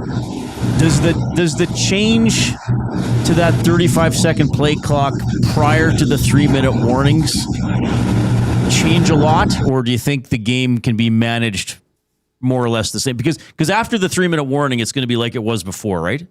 Correct. Yeah. Okay. So the last 3 minutes in the half and the game are the same as it's always been. A 20-second blown in play clock like that. The difference is going to be, I think there's going to be some nuance to it, and coaches were always trying to find angles to try to manipulate it and take advantage of it. But they're trying to find more consistency in the amount of time in between plays. So previously, in the middle of a quarter, you could change personnel groups on offense on every play and burn a ton of time off the clock if you had the lead. So they're trying to get rid of that a little bit. So there'll be some nuance, like every team period that we have in camp, every single one, including starting on day one, we're using a 35-second play clock just because the substitution, the way that we substitute, the procedure of it's a little bit different. So we spend a lot of time communicating with the officials on the actual process of how we're doing it. We're spotting the ball. I'm putting my hand up. We're starting the 35-second clock. Then we're going to make subs. Then the defense has an opportunity to sub. So just like the whole process of it, we're going to try to really spend time on that. But I'm sure there'll be things that iron out over the course of the season. But it'll be interesting. It'll be interesting to see how teams try to manipulate it a little bit, but and see what the differences are as we go through it. Okay. I may be asking you something where you might say, come on, Reid, that's next year. But I got to ask, because you're involved in the Canadian Football League. They're increasing the number of teams in the playoffs next year from 8 to 9, and the format's changing. So if you finish a little higher up, you could get a second life, which we've seen. What do you think about that? Yeah, truthfully, I mean, I'm not putting a ton of thought into it. I'm focused on this year, brother. I really am, and that's not a cop-out. I mean, I know that I'm supposed to read some answers and that I have in a package and talk about it. Listen, it's going to be, everyone's up in arms about the 8 teams making the playoffs. I understand that. I don't think it cheapens the regular season because you're still jockeying for position. I do think it's good for the franchises. I do think, making it hard. They're saying it's making it harder to win the Grey Cup. It's still very difficult to win the Grey Cup, but you do have to win 2 games to get there at least. But, our focus, literally, we ended early last year, too early. We spent all of November, December combing through the wreckage, finding the positives, and then January came and we dropped the hammer. And we've been going hard, Reid, to create a sense of urgency within the coaching staff, to create a sense of urgency with the players so that we can have a great training camp so that we can get out of the gate. And literally, as honest as I can be with you guys, that's my focus. Yeah, no, why? I mean, I had to ask that because you have a prominent job in the CFL, but I'm not surprised as a coach you also told me this. I'm worried about what's going on right now. You just used the words "get out of the gate." And I know this is you were only there for the last year, but in the 5 years out of the playoffs, like it's been 0-5, 0-7, 1-4, and just playing catch up all season long, right? And that's exhausting. It's been tough on the fan base, to see, always trying to pursue a playoff spot. Are you feeling it now? Are a lot of the things you're telling me and telling Jay, it seems like you're feeling good that this team's ready to go week one. Like, are you really feeling that way? This isn't going to be a stumbling start to the season, I guess. Well, I mean, we haven't even started vet practice yet, so I can't say we're going to be ready to go week one. But I can tell you that our whole offseason plan was shaped to lead into having a great training camp so that we can get out of the gate and we can go to Ottawa with our best team and most versatile team. We are stressing multi-positional knowledge. We want guys to, try to create value for themselves and earn roles in maybe non-traditional spots so that we can put the best roster together so that we can attack Ottawa week one. But, I feel like that's I can't speak to the years previous because I wasn't part of those teams, but we did struggle getting out of the gate, and we don't want to start in a hole. Our focus is starting fast. The way our schedule is, Reid, is we've got this training camp, and then we go Ottawa week one, and then we're on a bye. So really it's let's grind for camp. Let's, kind of progress toward the end through both of our preseason games and then hit the ground running week one. And then we can have a reset and then attack the next 10 games. Right. Mark Kllum, Elks head coach, joining us here on the Reid Wilkins Show. I just have a couple more for you, Mark. Justin Rankin last year, I think you knew it. The guys in the locker room knew it. People across the league maybe didn't know just how explosive of a player he is. You've brought in some new faces on the offensive line, and I can't help but think that is, an attempt to be able to utilize Justin Rankin more, and in the run game specifically. Is that something that you guys want to do as a team, is to run the ball more and more effectively? I think we want to be more effective on first down. So part of that is running the ball. Part of that is finding some bigger body receivers that can do some of the blocking so we don't have to change personnel groups just to run the ball. Some of that is diversifying our schemes, and our play calling a little bit on first down so that we can be better, so that we're not in second and forever, because that's tough sledding. And if we're better on first down, obviously second and manageable will be easier to deal with. And then if that starts happening, we'll be able to run more plays per game. And if we're running more plays, then obviously Justin's going to get more touches, and we can use them. We can get more creative with them. And, he had 700 receiving yards as well last year, which is pretty impressive for a tailback. So, I think that's the plan. Obviously, I felt like he was our best player for the whole year last year. So he was, explosive. I think he led the league in big plays. I mean, he makes plays. He's exciting. You can move him around. The guy loves football, which is fun to be around. He kind of elevates everybody around him in that sense. So I think, yes, to answer your question, yeah, we want to run the ball more, and we want Justin to go off, but there's a lot that goes into it, and that's what we're working on. Okay, just one more from me. I know last year I don't know if it was training camp or if it was just early in the season, you yourself had some hamstring issues. I caught you at practice, tracking down on special teams, and there seemed to be a little bit of a hitch, I believe hamstring related. I just want to know what kind of offseason, work did you do to make sure those puppies are ready to roll here in training camp? Oh, I'm ready to roll. Do we have the clip? I'll send you the clip. We'll put it on our show one time. Okay, let's do it. You have the clip. I have the clip. The sniper got me from the stands, right in the leg. Oh, geez. But it was, I'm ready to go. The staff's ready to go. I mean, we're on the field in 15 minutes or 20 minutes from now again for our second walkthrough of the day with the rookies. But it's exciting time. Everything is up at Clark, and we couldn't help but say when we were up there practicing this morning that it's going to be awesome for the preseason game up there, because the fans are literally right on the sideline. So it's going to be awesome.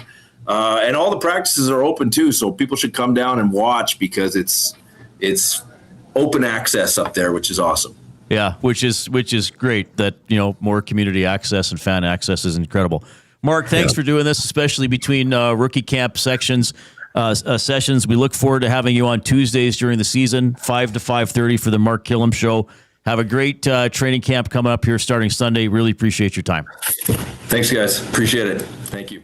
Mark Kllum checking in, head coach of your Edmonton Elks. And again, awesome with them. He's going to be on with us every Tuesday, 5 to 5:30 during the regular season for the Mark Kllum Show. So that'll be incredible to talk about the game that happened on the weekend, the game that's coming up. And we should say there's no stipulations on this. There's no like, oh, we lost, I'm not coming on, or there's like, he's coming on. He's going to do it. And this will involve, once we get rolling with this, questions from fans too, that we may want to toss in there. So we're awesome to have Mark on board. A lot of energy. I think I'm certainly hoping that the continuity really pays off. Mm-hmm. I know they're not sitting there saying we can't start 0-3, but that was kind of my one question, that hopefully all this continuity and the work in training camp and the building that's been done, that leads to a better start. I mean, don't forget, there was a 9-game stretch last year where this team went 6-3. But they had so much ground to make up, that it ultimately didn't propel them into the postseason. Well, and if you look at this team last year, Reid, would you say they were better in the second half of the season than they were in the first? There's no doubt about that. There's no doubt about that. Okay, so now you're taking a team that improved greatly over the season, and you're coming back with that same unit to start. I can't help but imagine that would help get things going a little quicker for the Double E. Excited.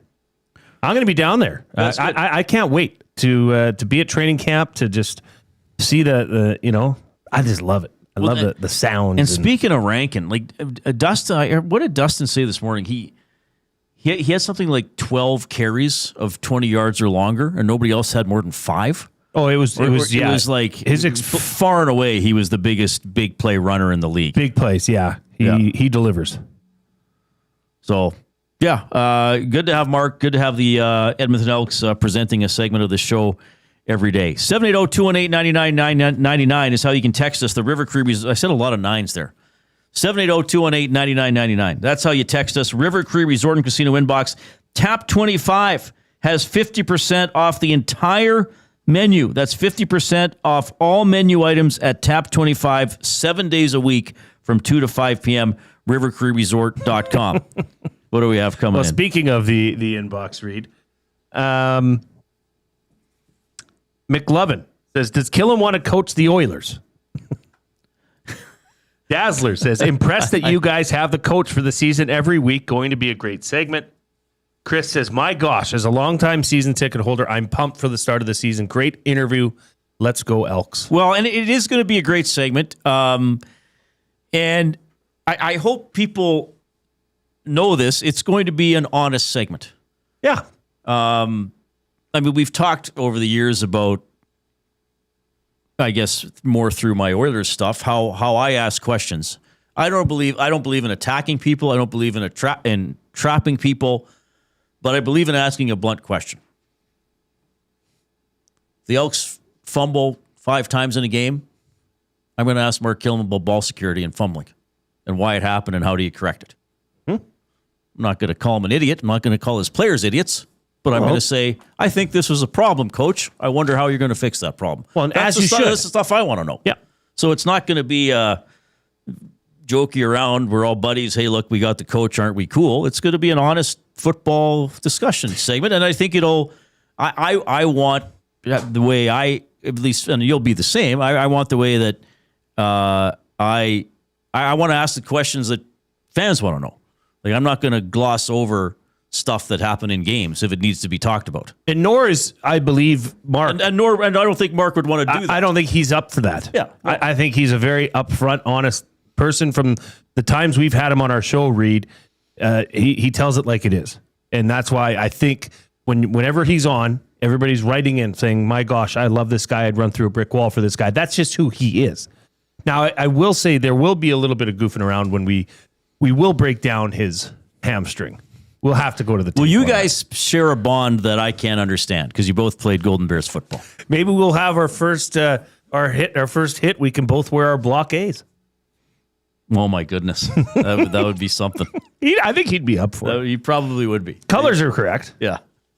We are in the Canadian Brewhouse studio. Good day, bad day, either way. Happy hour is on at the Canadian Brewhouse Monday to Saturday, 2 to 6 p.m. Deals starting at $3.99. The Canadian Brewhouse, your day just got happier. I mean it. Try the roasted jalapeno poblano wing flavor of the month. Abutski putting in quotes in the nasty chat. I checked with 20 people around the CFL and 19 say you're an idiot. I think that's directed at me, not at what we would say to Mark, which is fun. Well, that's a Bill Simmons yeah, and that's quote, from right? that's from the Simmons thing, which Well is pretty good. Okay, we got to get to a break here. The Oil Understood coming up. Hey, McDavid's up for the Hart. Marc Majeau is going to check in as well. Here's Coop.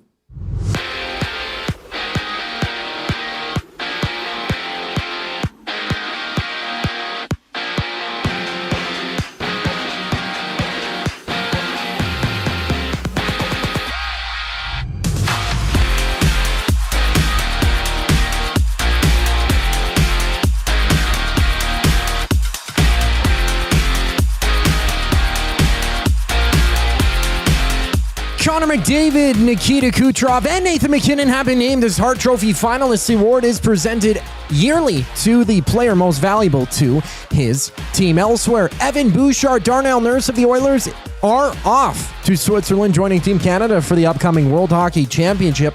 In the NHL, the Habs Sabres start things off 5 o'clock. Montreal down 1-0 in that series. Later at 7:30, Vegas takes on Anaheim in Game 3. They're deadlocked after 2. For the Elks, they've added 7 players heading ahead of training camp, including 24-year-old long snapper Oren Schellenberg, who spent the past 5 seasons as a Golden Bear. NFL news, Breece Hall and the Jets have agreed to a 3-year extension worth a total of $46 million. To the association, New York and Philly tip off 76ers trailing 2-0 in their best of 7. After that, it's the T-Wolves and Spurs matching up for Game 3. They're tied through 2 games played. The Jays are back in action against the Angels. First pitch just after 5. Dylan Cease gets a call for Toronto, and 1 game's live right now, runless between the Astros and Reds. Top of the second, the Rockies and Phillies are also warming up for action. This sports update is brought to you by Windsor Plywood Leduc, locally owned and operated, serving Leduc and surrounding areas since '93. They have doors, flooring,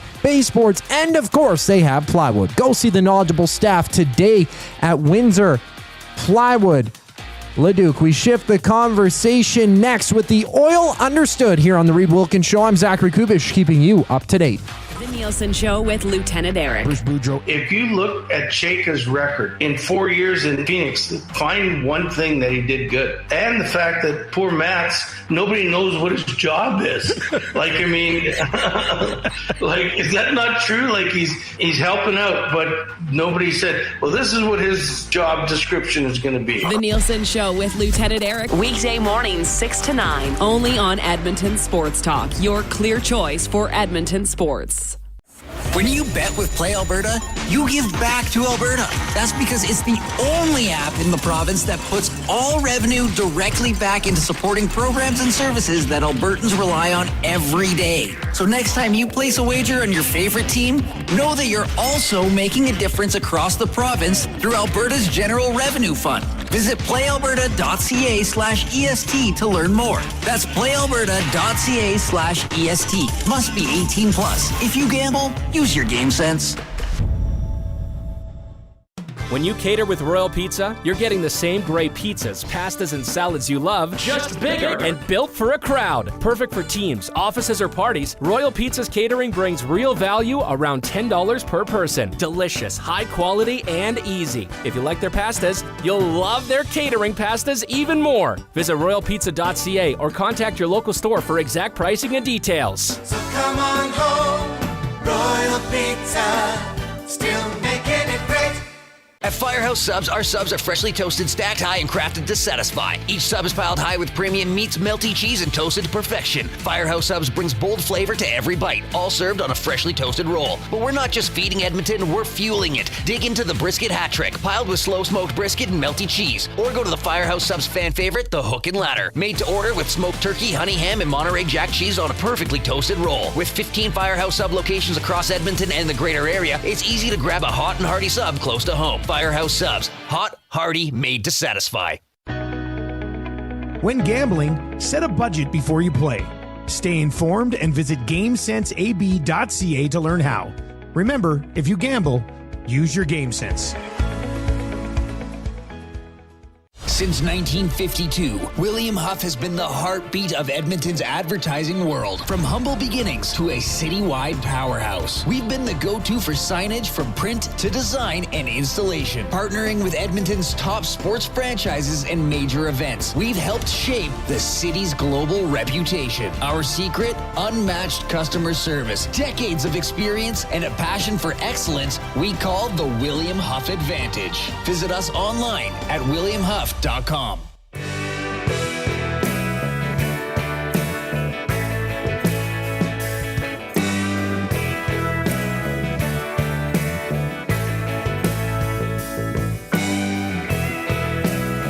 right, thanks a lot for joining us this afternoon. Hope you have a wonderful Friday on the go and a wonderful weekend ahead of you. He is Jason Milne. I am Reid Wilkins. We're 3 to 6 p.m. every weekday on Edmonton Sports Talk. And Edmonton Sports Talk is presented by Play Alberta. When you bet with Play Alberta, you give back to Alberta. That's because it's the only app in the province that puts all revenue directly back into supporting programs and services that Albertans rely on every day. So the next time you place a wager on your favorite team, know that you're also making a difference across the province through Alberta's General Revenue Fund. Now, how about this? We have our own little part of the website, playalberta.ca/EST to learn more. That's playalberta.ca/EST. You must be 18 or older to play, years. And if you gamble, use your game sense.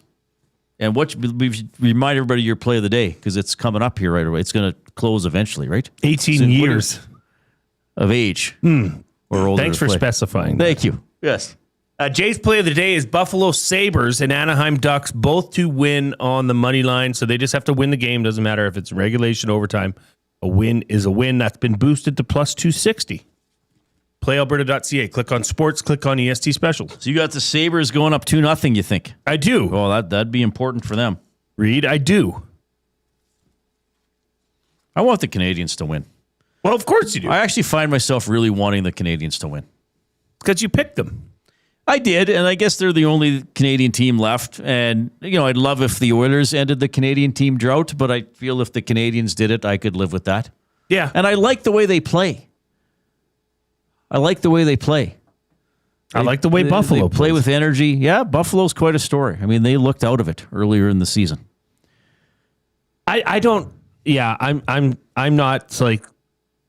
Is Montreal because they're the last team left? Turning into quote unquote Canada's team. Not for this guy.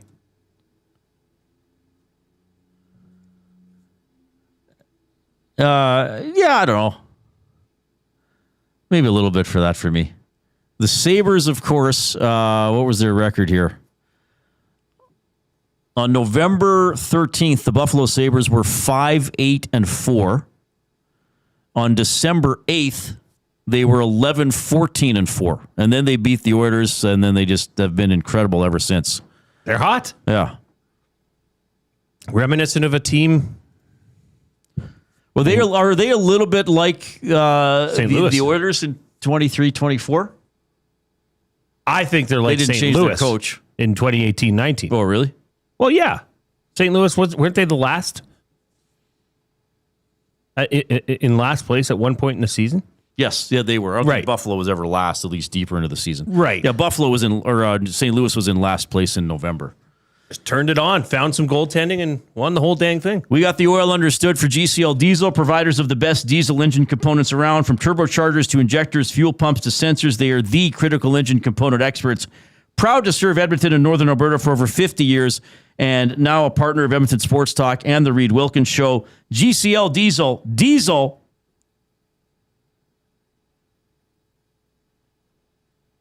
Understood. So Connor McDavid is what? Do you hear something? I think it's just someone connecting. I don't think that's okay. on air. Okay. Yeah. All right. Connor McDavid is up for the Hart Trophy. So somebody's going to be winning the Hart Trophy. It's three guys who have already won it, right? So McDavid won it in 2017, 2021, 2023. You had Kucherov won it in 2019, and Nathan MacKinnon is also nominated, and he won it in 2024. You have three players who obviously had incredible regular seasons. So McDavid led the NHL in scoring, 138 points in 82 games. Kucherov had 130 points in 76 games. He was plus 43. MacKinnon had 127 points in 80 games. He was plus 57. I will predict, I think it's going to be a really close vote. Like, I think all guys will have multiple first place votes. I'm going to predict MacKinnon wins the award. Because I think, now again, I'm trying to guess how voters think. I'm not saying how I would vote. I mean, the scoring race, pretty tight. I mean, McDavid was 9 points ahead of MacKinnon. I mean, that's still, well, it's not like super tight, but it's not as if he was 30 points ahead. MacKinnon was the only guy in that group to get above 50 goals.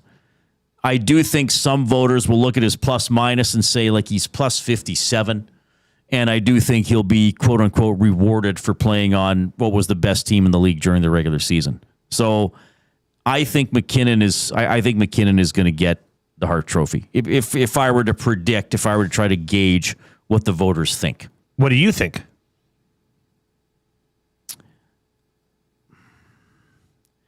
I would have trouble with this one.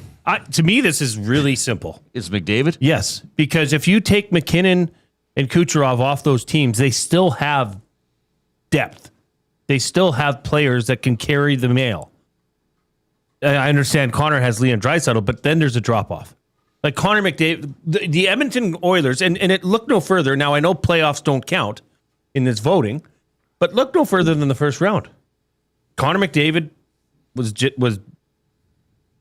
not there in the first two games. Then he got injured, and that's it. Right? He's not explosive. He can't do what he normally does.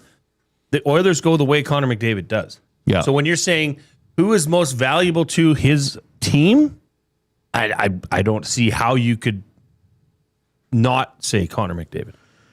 I would think so. That's going to be the top. I mean, the voting's already done, and on the ballot you pick 5 players, right, and then they weight the points. I would guess Celebrini's going to finish 4th. I wonder who's going to finish 5th. Like, is it possibly going to be Werenski or whoever wins the Norris Trophy? I mean, I'm looking at the league leaders in scoring. You know, Scheifele was the 5th leading scorer. I don't know if he's going to be 5th in Hart Trophy voting. Could it be, I don't know, Vasilevsky or one of the goaltenders that had a good year? Werenski might actually be better suited for the Hart. To be most valuable to your team. Yes, to his team. He is by far the most valuable. Suzuki? Nick Suzuki over 100 Suzuki's an points? interesting one to me. I mean, he didn't get the goals. I think Koob, and even I look at this sometimes. I mean, if you have a 100-point player, you're laughing. Who would you sooner have, a 50-50 100 guy or a 30-70 100 guy? I'd sooner take the 50-50 100-point guy. Like the 50 goals, 50 assists. I think you would. I'm not saying Suzuki's going to be hurt by having only 101 points, but he only had 29 goals. Now, he was also plus 37, and I mean, he's an outstanding. But now, again, we're talking about the 5th place guy. So he could be. I mean, Natchez was 7th in scoring, Pasternak 8th, Draisaitl 9th, but he wound up only playing 65 games. I don't think Draisaitl will get... Will Draisaitl get any Hart Trophy votes this year? He might not. Does a Quinn Hughes get any? With how much ice time he had? 27-44? Well, he's not a finalist for the Norris. No, again, somebody could vote him 5th for the Hart, 4th or 5th for the Hart. Do you think being involved in that trade changes some of that? Well, it hurt his stats, right? It hurt his plus minus, certainly. Yeah. Yeah, maybe, but he was on the Canucks, you know, like. Yeah. Well, for the Canucks, maybe if he was still with the Canucks, maybe then, yeah, you could say he'd be a Hart nominee. That's about all they got. Yeah. Well, what was the record for the Oilers without Connor McDavid getting a point? I think I checked. It was 0-12-2 for the 14 games in the regular season where Connor McDavid was held without a point. Oh, they didn't. Yeah, didn't they not win a game until game 1 against Anaheim, in which he was held pointless this season? Yes, this season specifically as well. So, I mean, that just shows you how much he means to the team actually winning. I think it's going to be a really close vote. Of course, there are a lot of different ways to break it down. I mean, Celebrini dropped off a little bit in the scoring race. Incredible player. I mean, was a big reason why San Jose was in the mix for a playoff spot If San for Jose most of the season. gets into the playoffs, is Celebrini a top 3 finalist? He might have been, yeah. I think he would have been. But who would have he pushed out? I don't know. I mean, Kucherov had that crazy run where he was like 2 points a game for a couple months, right? From November 18th to the 26th of March, Nikita Kucherov had 104 points, 32 goals, 72 assists in 50 games.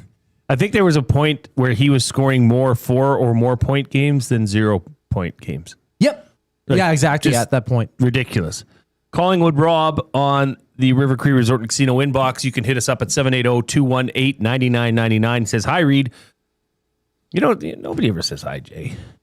Always hi, Reid. No, it's because you never say anything stupid that people... Well, I say something stupid and people want to respond to it. Don't take that beacon all to yourself. I say plenty of dumb things. Says, hi, Reid. One thing some voters might forget is Connor was 11 points behind Nathan and then finished 11 points ahead of him. So 22-point overall gain for the season? Yeah, they got shift as the season went on, right? True enough. Well, McDavid became more productive as the season went on. Did he? I can't remember the exact. Well, the Avalanche fell off toward the end of the season as well. Well, look at the two teams, right? I mean, the Oilers were in crunch time fighting for a playoff spot and fighting for where they were going to land in the Pacific. Colorado had sealed that long ago. Mm-hmm. Yeah, I'm trying to think who else could get Hart Trophy votes. You know what? I'm going to really troll people here. Now, again, they pick 5 people. Is Evan Bouchard going to get any Hart Trophy votes? I was thinking about that, and I still say no. Well, you have Draisaitl and McDavid ahead of him. Yeah, he's got 2 other players on this team that are more valuable than him to the team. He's a defenseman, though, who finished 11th in the league in scoring. Yeah, I mean, you have a point. I just don't see it based on that there's 2 other players above him. Like when you're talking about MacKinnon and Kucherov and McDavid, they're the pinnacle. They're the top. Right. Suzuki, he's the top. Werenski, he's the top. I just don't see a third player. I mean, if Leon's not getting much discussion. That's what I'm wondering. Could Bouchard get a 4th or 5th place votes? I don't know. We'll be curious to see when the voting comes out. The Oil understood for GCL Diesel. Elks getting going with camp this weekend. Stingers tip off their season tomorrow. Marc Majeau will dive into that next.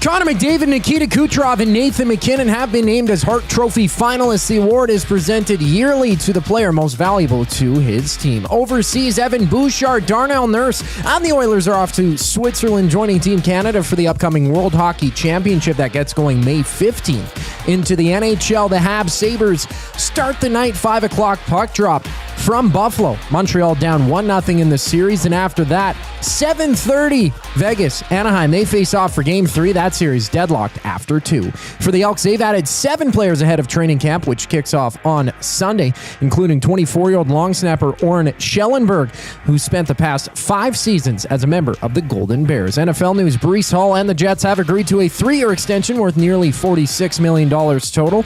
And in the association, it's New York Phillies scrapping 76ers down 2-0 in their best of 7.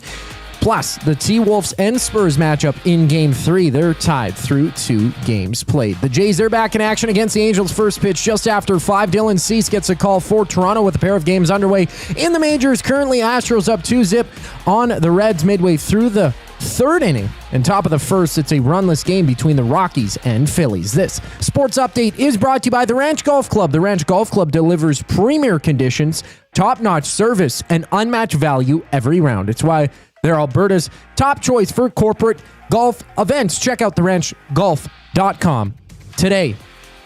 Marc Majeau of the Edmonton Stingers up next here on the Reid Wilkins Show. I'm Zachary Kubish, keeping you up to date. EST Hangout. I know you've done Cold through a few interviews. What made you want to come to Edmonton? With Ed and learning about the team and like everything, I really genuinely believe in what we're doing here. And I wasn't going to go anywhere that I didn't believe. I want to raise my family here. Being out here, this is a place that I actually could see my kids growing up. It was about like what I saw in the team, because if I was going to make a change, like I'm not going anywhere that I don't believe in. The EST Hangout, presented by Sentinel Storage. Weekday mornings 9 to 11, only on Edmonton Sports Talk. Your clear choice for Edmonton sports. Moving to a new home sounds simple, but sometimes we can't move in until when? Life gets in the way. Whether you're downsizing or staging your house to sell, Sentinel Storage has affordable solutions at a store near you. Try 4 weeks free. Details at sentinelstorage.ca. Goodwill is one shopper, finding something I never knew I needed. A jacket, a deal, one donor, letting go of something so someone else can move forward. One program participant, learning, trying, building skills, building confidence, building a future. One purchase, one donation, one job, one choice. Goodwill is the power of one, the power of one, the power of one, the power of one. Goodwill Industries of Alberta. It all starts with one.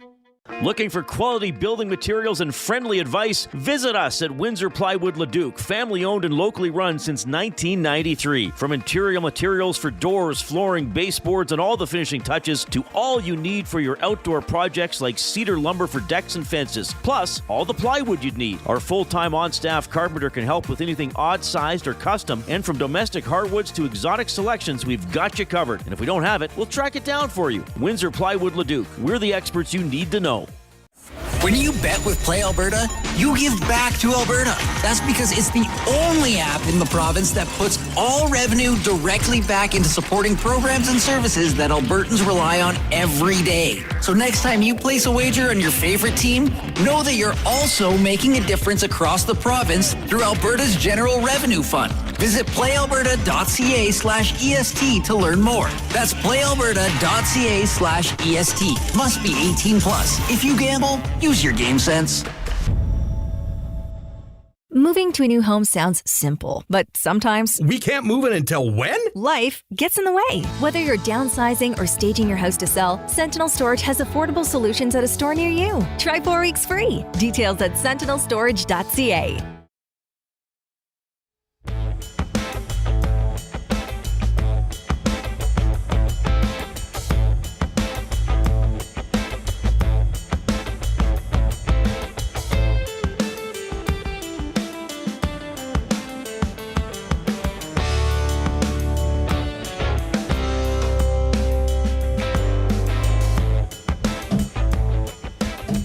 Good to have you tuning in this afternoon. Portions of this hour presented by Lamley's, built for the job, made with quality craftsmanship and designed for job protection with cowboy-worthy durability. Lamley's workwear combines safety with all-day comfort, featuring brands like Ariat Work and Wrangler Rigs, designed to withstand tough conditions and deliver performance across every job site. Visit lamleys.com/work to see how Lamley's can make your workday better. LAMMLES. All right, there we go. This guy works on a lot of things, and we're going to talk about as many of them as we can in this next segment. It's our buddy Marc Majeau checking in. Mark, it's Reid and Jay. How are you doing? Jay and Reid, how you doing, fellas? I'm doing excellent. Good. Now, what do you have on today? Is it the Knicks shirt? It is. New York Knicks, baby. We're up 2-0 against the Philadelphia 76ers.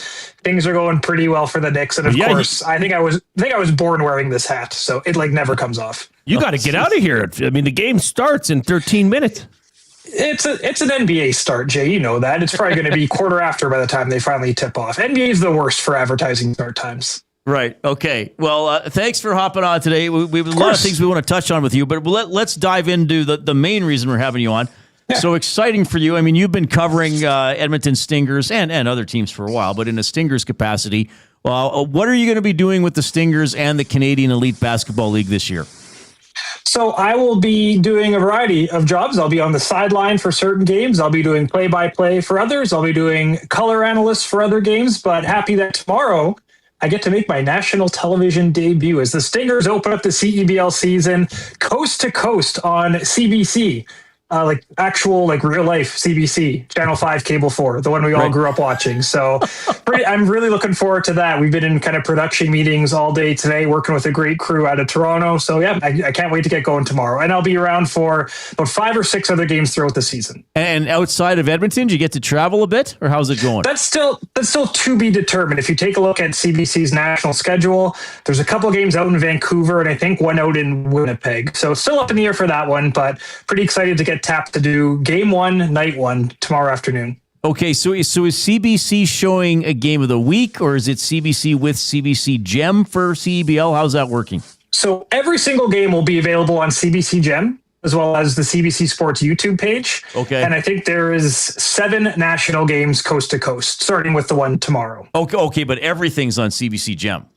Correct. Yes. Okay. All right. Awesome stuff. Well, good for you. I mean, you're gonna do a great job. You put the work in. You know your stuff. So good for you for getting this opportunity. Anything? What's new with the CEBL this year? Like, are there more teams again this year? Have they changed any rules, or what's changed the schedule? What can you tell us about that? I think the biggest thing is they've switched up the playoff format. They used to have what was called Championship Weekend, and that was determined in advance, and the championship host would obviously get an automatic berth in. But they've since changed it, and it's more of a kind of a traditional playoff format now. So 1 will play 4, 2 will play 3, single elimination knockouts, and then we'll go to a best of 3 for the championship guys. Like, I like one and done, don't get me wrong, but it's nice to see a championship determined with a best of 3 or a best of 5. So that's probably the biggest change towards it. But I think for the CEBL, continuity is going to be really important, right? This is year 8. They've built up a solid fan base coast to coast, fans that come to these games. They know the rules, they know the players. So you don't want to really upset the apple cart too much. But the playoff format is the biggest change heading into 2026. Okay, which I think is good, because didn't we have some bad teams that got straight into the semifinal because they were hosting? Yeah, it always happens like that when you have these predetermined. And it's not just to the CEBL, right? Like, you know, I've seen some bad teams host the Memorial Cup before, right, in junior hockey, and it doesn't really quite work out. This way, it gets more home revenue for certain teams. And just last year, I'll use Edmonton as an example. They're a really good team, but they lost in the play-in round to Calgary. They were, I think, the 3rd best team in the league last year, and just had a bad matchup and couldn't get out of it. So, yeah, I think this playoff format is a lot better. Okay. Who's speaking of the Stingers, who are some names that, fans should watch for or be aware of? Because there is some turnover year to year. There's obviously familiar faces, but who are some new players that are come in this year that might make a difference? So for new players we haven't seen before, I'm looking forward to watching this player named Dane Danger. One, because it's an incredible name, Dane Danger, but he has size, he has speed, and he has handles. And I think he's really going to adapt well to the Canadian game. Another guy they signed is named Isaac Jack. He is just under 7 foot and just a behemoth out there, right? So hard to play against. Actually played under Dave Smart down in NCAA. Dave Smart is a legendary Canadian coach. So clearly he has the chops to play for Dave. Those are a couple guys to really look out for. Not a new player, but Aaron Rooms is really coming into his own as a young Canadian player. Still plays just finished up his career in U Sports. Aaron Rooms, I think, is tapped to have a very big season for this Edmonton Stinger team.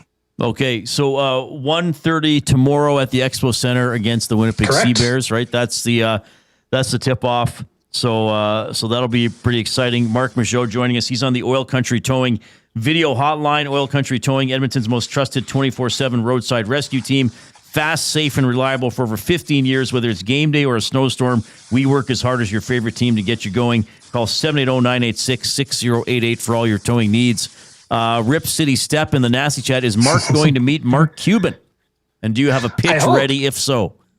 I don't have a pitch ready, but I hope that. How exciting is that news, by the way, right? Having one of the most famous NBA owners now be involved with the CEBL. I think we're going to see and hear from him a lot over the season. I know they've already kind of teased some interview that they've done with him, so we'll hear from him on the broadcast tomorrow, but shines a bigger spotlight on this league, and this league just does continue to grow. The fact that year 2 of the CEBL was the COVID year, and it didn't really cripple the league, I think is absolutely huge for it. And Canadian basketball just continues to grow. We know about the Canadian superstars that are in the NBA right now, but You're seeing kids talk about it more. You know, when you're at the mall or at the playground, you see kids wearing NBA jerseys now, and it's become a bigger deal than it was when I was growing up. You got to give the Raptors 2019 championship a lot of credit for that, but basketball just continues to grow, and I don't know if anything will ever touch hockey in Canada, probably not, but I feel like the NBA is just ready to burst, and having a guy like Mark Kllum say, yeah, sure, sign me up, I want to be part of this, I think is only good news for Canadian basketball fans.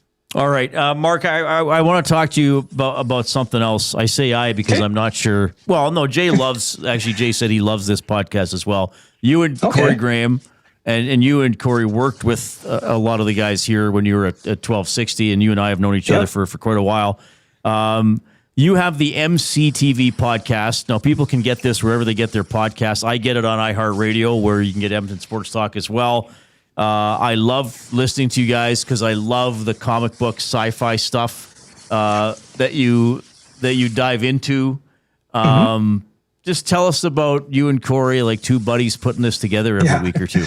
Yeah. So we started this podcast, honestly, in the middle of the pandemic. We hadn't worked together for a couple of years at that point, and I think it's probably the same there at Edmonton Sports Talk, but some of the most fun conversations you guys probably have are in the break room or in the lunchroom, right? Just about nonsense, really, but you have the most fun having those conversations. And we really wanted to just continue having those conversations. I wanted a venue to talk about these shows and movies that are coming out week to week, month to month. So we basically take a look at what we're watching, what we want to talk about. We're looking ahead to some fun stuff, and we've been treated to some pretty fun stuff over the last 5 years of pop culture, whether it's been Star Wars, whether it's been Marvel. Like, Reid, isn't it wild to think about a time when Star Wars wasn't as popular as it is today? Like, really, before the re-releases in 97, I want to say it was kind of a down time for Star Wars. Now it's everywhere. Like, now you can't miss it. So being able to kind of talk about those things is so much fun. There's always a new movie. We have a new Star Wars movie coming out in 2 weeks that we're really looking forward to. So we which just I'm get to have our interested. I'm hopeful we just for get to this have our geek conversations, and it's just fun.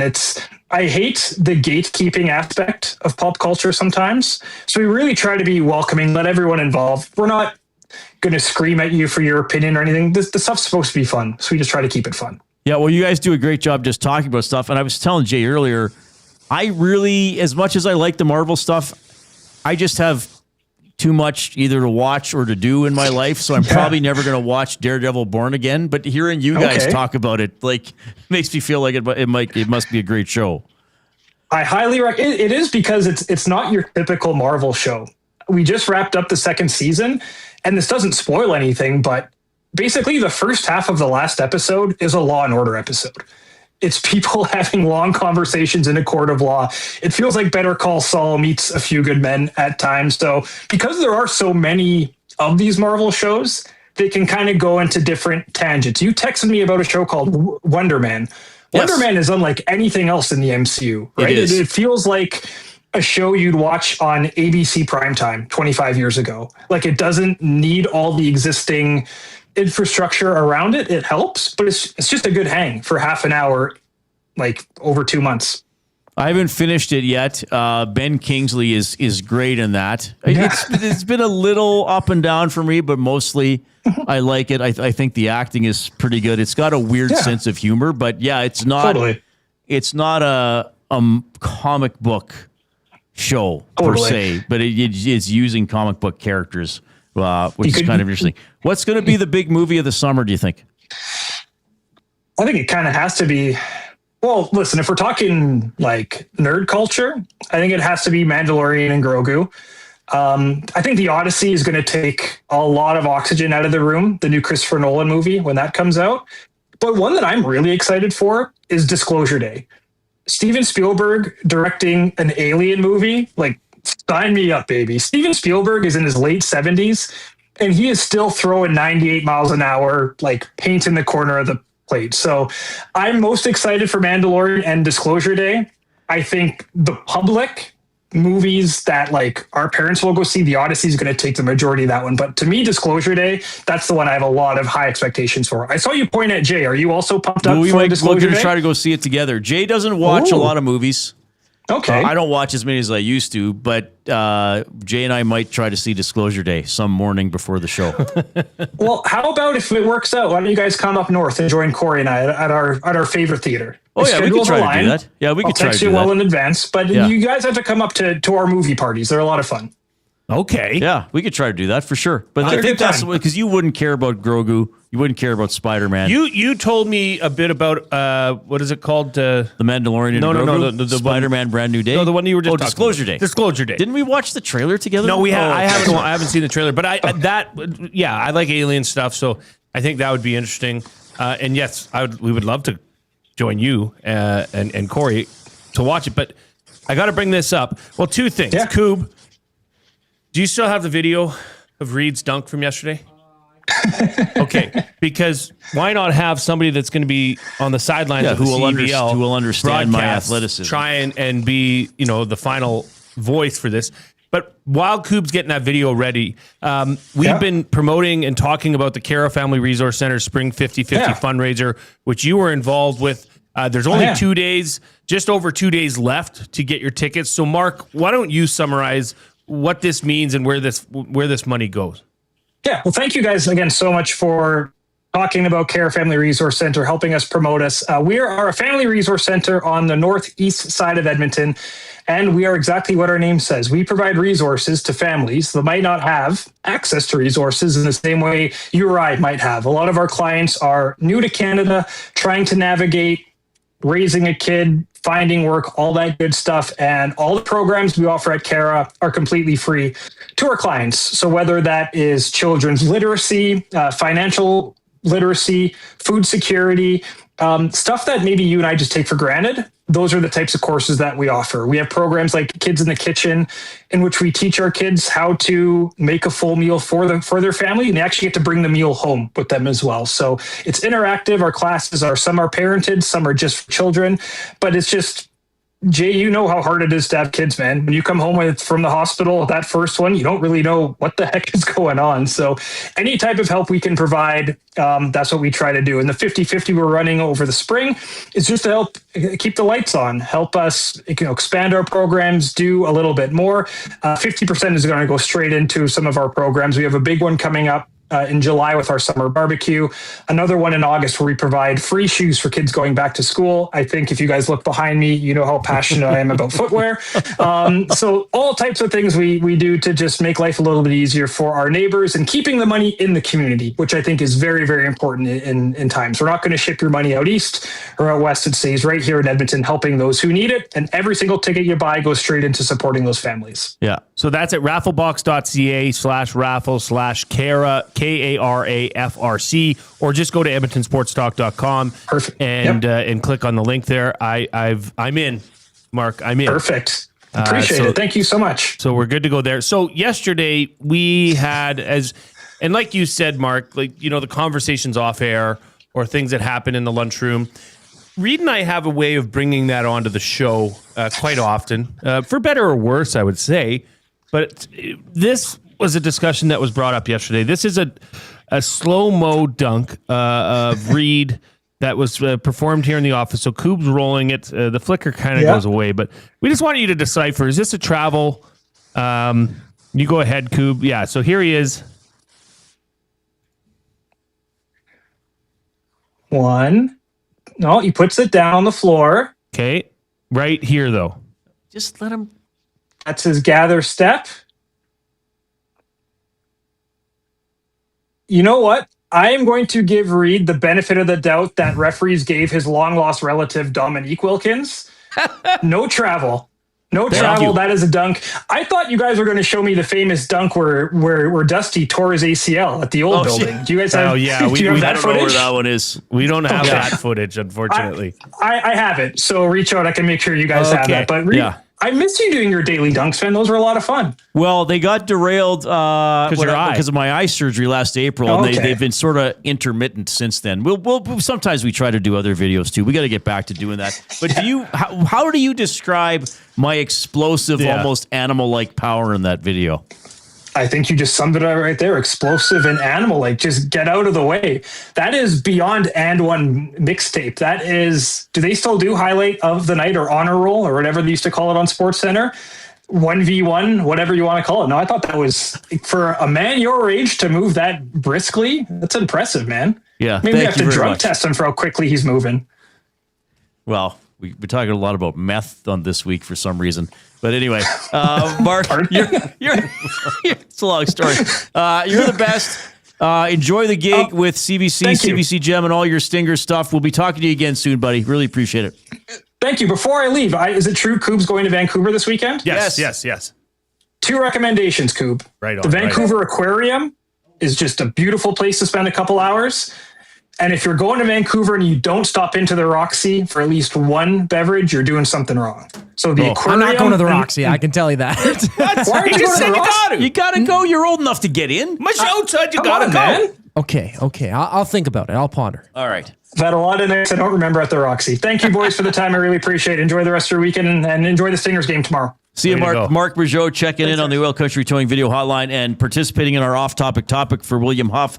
Travel tips for the Coob as he goes to Vancouver. We played the dunk video again. People love that video. In the nasty chat, Big Uke, it's a manly display of animalistic power. McDiesel says McReed. El Presidente says pure power. The North Sass Gator says, heck yeah, Reid for the no travel. Rip City Step says, good call, Mark. Mex Bezozu says, gather, right, left, right. But it is close. Casino Dealer Jay says, Reid the Traveler Wilkins. McDiesel says, Reid better than LeBron. Okay, all right. Just stop. This is getting embarrassing. Mex Bezozu says, are there any animals that explode like a sperm whale? Whoa, Mex. Whoa, I don't Mex. know. I was like, I think you're more like a shark. You know, yeah, like a land shark. No, in water. That's how aggressive those movements were. Yeah. You know when a shark just attacks? Yeah, there was blood on the hoop, and I was getting it. Like I said yesterday, I'll say it again. I'm still shocked that those pants stayed on. Well, yes, I agree. Like they didn't shear away. Thank you for noticing. From the explosive. Thank you for noticing. Nature of the dunk. And I wonder, I can't remember when we filmed that. It was probably around noon because Trev was still here. If you felt tremors and thought, well, I'm in Edmonton, there's an earthquake. Settle down. It was just me with my animalistic dunk. Well, even today you're going like 50%. I was over in one of the far today rooms. was just a little bit of a warm up. Today I was cool. For the weekend. Yeah, but the building was shaking. I had to grab the wall. Yeah, I mean the building moves when Reid is dunking. Yeah, I mean it's just explosive. Yeah, like I'm surprised. It's You like don't there's little like fire, like little smoke puffs coming out up from where my feet. Yeah, when I push off, barely. And I'm not trying to do it. Like I'm not trying to do it. Reid, when it's just natural, explosion. I mean, I've worked to get there. I've put in the work to get there, but I didn't realize that this was going to be the end result. Well, and then we went for coffee today, and that person at the barista was like, "Wait, you're the guy from that video?" Yeah, and she thought, "Yeah, you were 28." If you're taking us in on YouTube this afternoon, do not hesitate. Give us a thumbs up. We still need 30 thumbs to get to 100. So if you haven't clicked that like button, please do so. Here's the 5 o'clock break. 2 guys and a goalie. Does a coach who had an excellent NHL playing career automatically carry more clout when he walks into a dressing room? For me, I would say yes. All the coaches that I had in North America, and even in Europe too, they were all former players. I had Claude Julien. I had, obviously, Ron Lowe. 2 guys and a goalie, presented by GS Construction. Tuesday and Thursday afternoons at noon, only on Edmonton Sports Talk, your clear choice for Edmonton sports. When you bet with Play Alberta, you give back to Alberta. That's because it's the only app in the province that puts all revenue directly back into supporting programs and services that Albertans rely on every day. So next time you place a wager on your favorite team, know that you're also making a difference across the province through Alberta's General Revenue Fund. Visit playalberta.ca/EST to learn more. That's playalberta.ca/EST. Must be 18 plus. If you gamble, use your game sense. The Canadian Brewhouse has a happy hour for any scenario. You finished work early? Happy hour. You finished work because you accidentally hit reply all to the entire company? Big happy hour. Your boss said great job? Happy hour. Your boss said per my last email. Ugh, emergency happy hour. You finally closed the big deal. Happy hour. With a huge selection of ice cold drinks and great food, the Canadian Brewhouse has a happy hour for whatever just happened at work. The Canadian Brewhouse. Your day just got happier. Your home for great performances is the River Cree Resort and Casino. God, I wish I could meet somebody like you online. She's got me in the friend zone. Don't miss Morgan Jay's musical comedy May 23rd. 9 p.m. show is sold out. Second 6 p.m. show added. Tickets at rivercreeresort.com. River Cree Resort and Casino. Excitement? Bet on it. The Blue Jays are back, and Canada is excited to cheer them on in their 50th season. Whether you're swinging for the fences at the ballpark or stepping up to the plate with those spring projects at home, Sentinel Storage can help you make room for all of it. From tools and bikes to boxes and seasonal gear, Sentinel Storage gives you the extra space you need all season long. Try 4 weeks free today. Visit sentinelstorage.ca for details. Sentinel Storage, official storage partner of the Toronto Blue Jays. Let's go Blue Jays! Time for a new career in 2026? Or maybe your kid is still pondering their path. Good news! Weiss Johnson is hiring. It's Dennis, and not only are we hiring for heating and air conditioning, we're also looking for experienced plumbers and gas fitters. With the growth in residential development, there's no shortage of opportunities at Weiss Johnson. Choose your path with us. Learn from one of the industry leaders, and we will grow together. Receive great benefits and school reimbursement as well. Visit weiss-johnson.com today.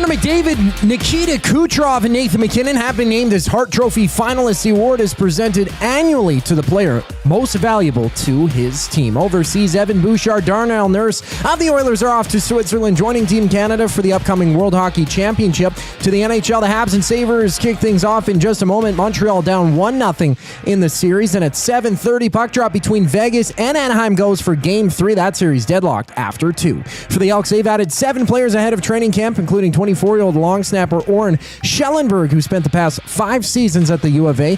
NFL news, Breece Hall and the Jets have agreed to a 3-year extension worth a total of nearly $46 million. To the association, Philly and New York just about a scrap for Game 3 of their series. The Knicks up 2-0 in that best of 7. At 7:30, Spurs at Timberwolves for Game 3, a 1-1 series tie between those two. And the Jays are underway in their first game against the Angels, top of the first.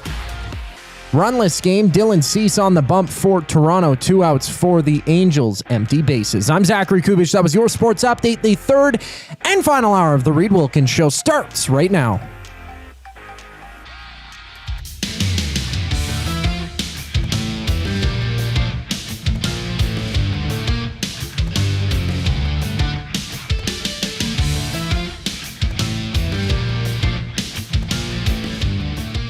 All right, Habs and Sabres underway. We got that on the TV here in the studio at the Edmonton Sports Talk Global HQ. Of course, we are in the Canadian Brewhouse studio.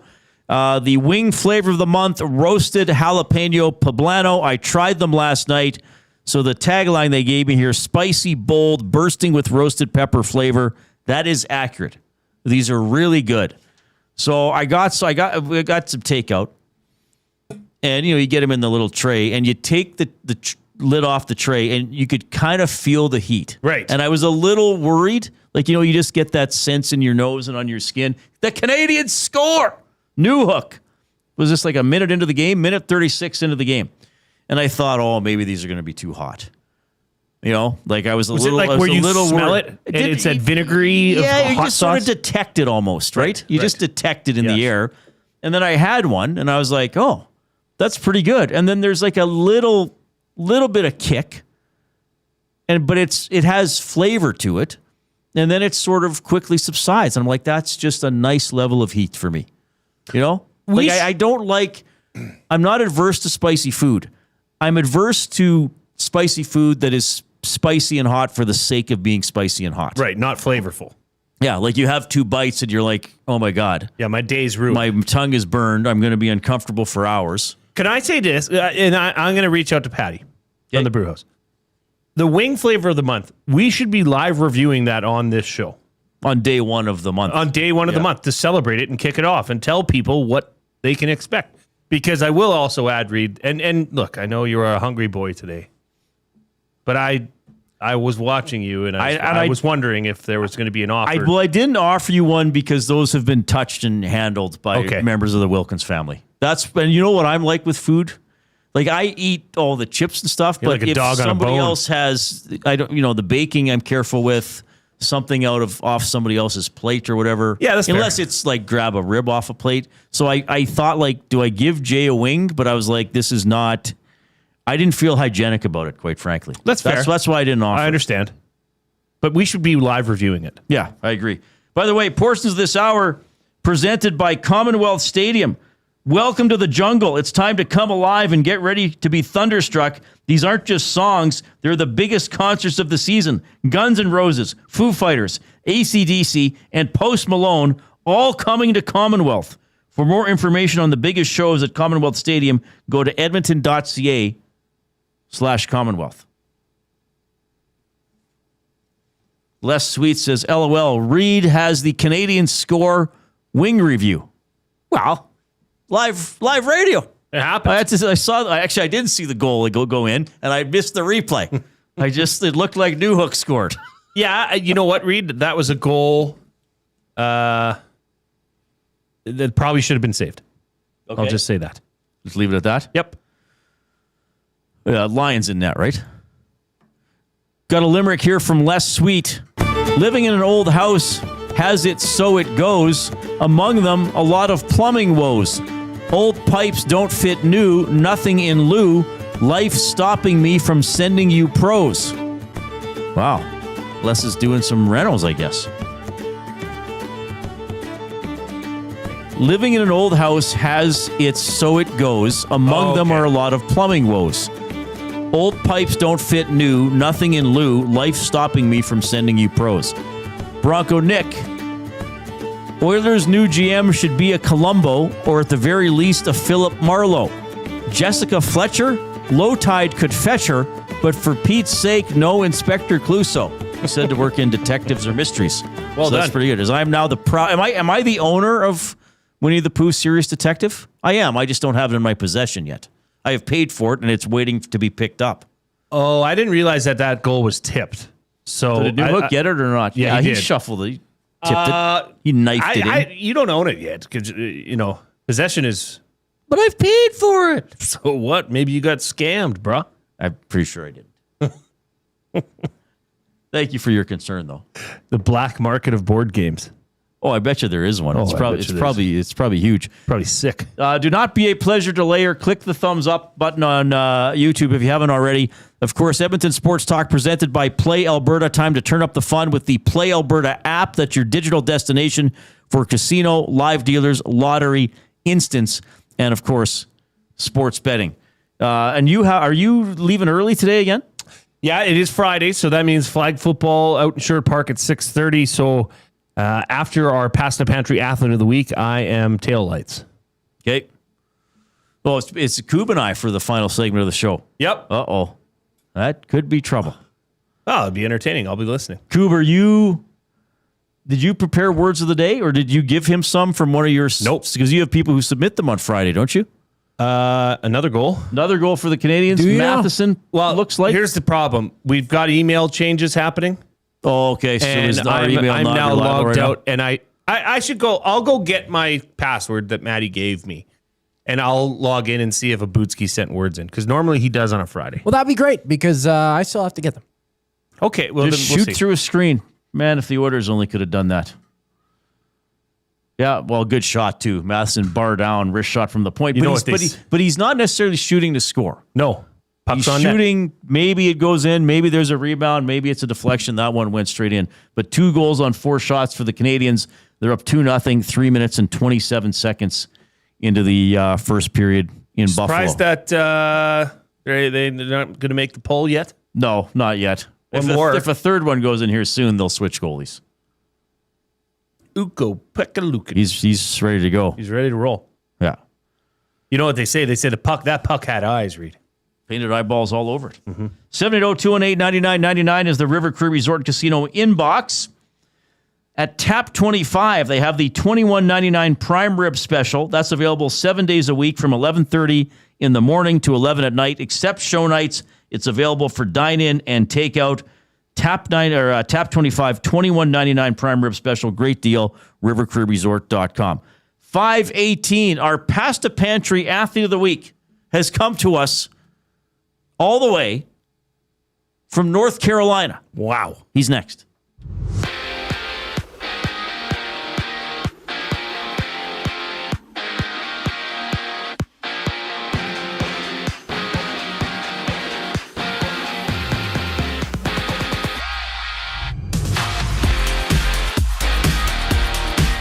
NHL action underway about 6 minutes into the game. The Canadians up 2-0 on the Sabres. Game 2 of their series. Montreal looking to tie things up at 1-1. 7:30 puck drop goes from Anaheim between the Ducks and Golden Knights. A 1-1 series tie entering Game 3. And earlier, Connor McDavid, Nikita Kucherov, and Nathan MacKinnon were named finalists for the Hart Trophy. The award is presented each year to the player most valuable to his team. Overseas, Evan Bouchard, Darnell Nurse of the Oilers are headed to Switzerland, joining Team Canada for the upcoming World Hockey Championship.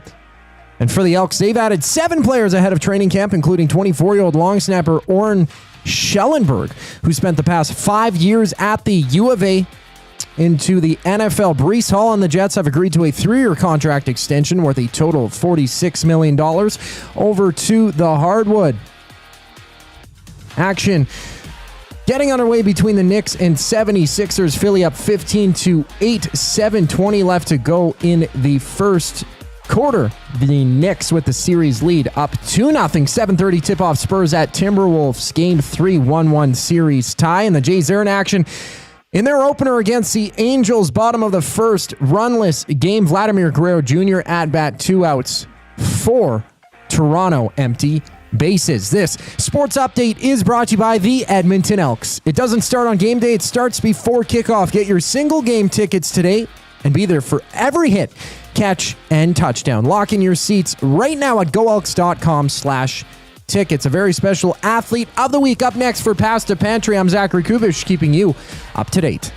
One shopper. Finding something I never knew I needed. A jacket. A deal. One donor. Letting go of something so someone else can move forward. One program participant. Learning. Trying. Building skills. Building confidence. Building a future. One purchase. One donation. One job. One choice. Goodwill is The power of one. The power of one. The power of one. The power of one. Goodwill Industries of Alberta. It all starts with one. The Oil Stream. What is the number one reason, if you had to make an argument, to keep Stan Bowman as GM? I think it would be continuity, and because you know what you got. You still, listen, I know how bad the season ended and what a disappointment losing in the first round to Anaheim was. They're continuing a disastrous year. I'm not saying this with confidence. No. The Oil Stream, presented by Boston Pizza. Monday, Wednesday, and Friday afternoons at noon. Only on Edmonton Sports Talk. Your clear choice for Edmonton sports. When you bet with Play Alberta, you give back to Alberta. That's because it's the only app in the province that puts all revenue directly back into supporting programs and services that Albertans rely on every day. So next time you place a wager on your favorite team, know that you're also making a difference across the province through Alberta's General Revenue Fund. Visit playalberta.ca/EST to learn more. That's playalberta.ca/EST. Must be 18 plus. If you gamble, use your game sense. It's the weekend. The sun is out, and everyone, yes, even the kids, are bored. Bring them to the Canadian Brewhouse. Our patios have games to keep the whole family going, rooftop views, real turf to run around on, and misters for when the summer gets serious. Oh, and we've still got the game on. Always. All day, all weekend, all summer. The Canadian Brewhouse, Canada's best patios. Looking for quality building materials and friendly advice? Visit us at Windsor Plywood Leduc, family owned and locally run since 1993. From interior materials for doors, flooring, baseboards, and all the finishing touches to all you need for your outdoor projects like cedar lumber for decks and fences, plus all the plywood you'd need. Our full-time on-staff carpenter can help with anything odd-sized or custom, and from domestic hardwoods to exotic selections, we've got you covered. And if we don't have it, we'll track it down for you. Windsor Plywood Leduc. We're the experts you need to know.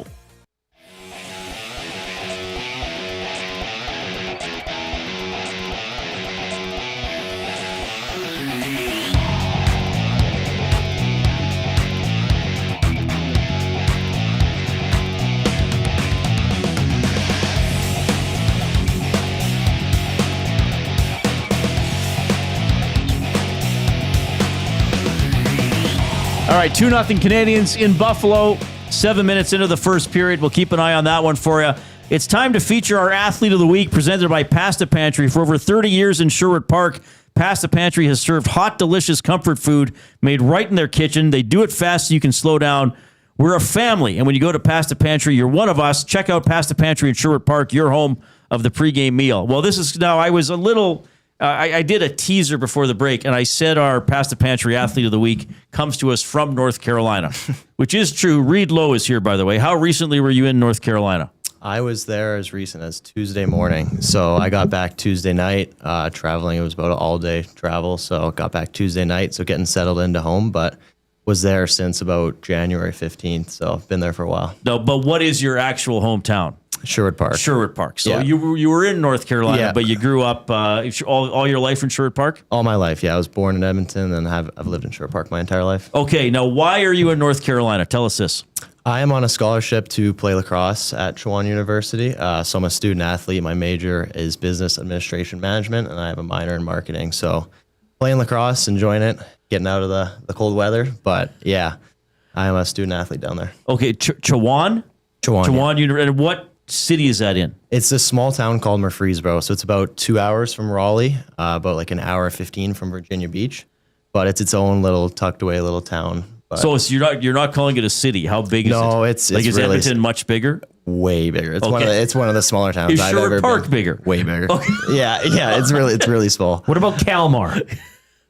I would probably say that to you. Really? Yeah, it's really small. Like there's no more than like 2,000 there. It's really small. Oh wow, that's barely bigger than Evansburg. I don't know if I've ever heard me talk about the town I grew up in, which was like 1,500. So really? Okay, yeah, but it has the school. The school is like the main feature of the town, I would say. Okay, yeah. So how did you get a scholarship to play there? So I had a buddy. He's a couple years older. His name's Eric George. He went there and he got recruited from the coach, but it's unique because a lot of the coaches recruit by going to like high school games and stuff like that. We don't have high school lacrosse here. So a lot of it is seeing your indoor tape that you'll post to YouTube or just kind of word of mouth and stuff like that. But Eric George, he already had gone there previously. So he kind of put my name in to Coach Cease at the time. I had, clips from my indoor and stuff. So he kind of caught wind of me from that. But no, I didn't. The coach didn't get to see me until I went down to Maryland for a tournament in my senior year of high school. Wow. Grade 12. So that was the first I'd met of him, but a lot of it was word of mouth and just seeing me play on YouTube. Okay. Well, I noticed the American lingo has changed you because you called it senior year before grade 12. Yeah, a little bit. Well, and Jack Michaels would always say the number before the grade. He would say 5th grade, whereas most of us here in Canada say grade 5. Anyway, I'm meandering. Sometimes we do that on this show. Okay, well, this is a really cool story.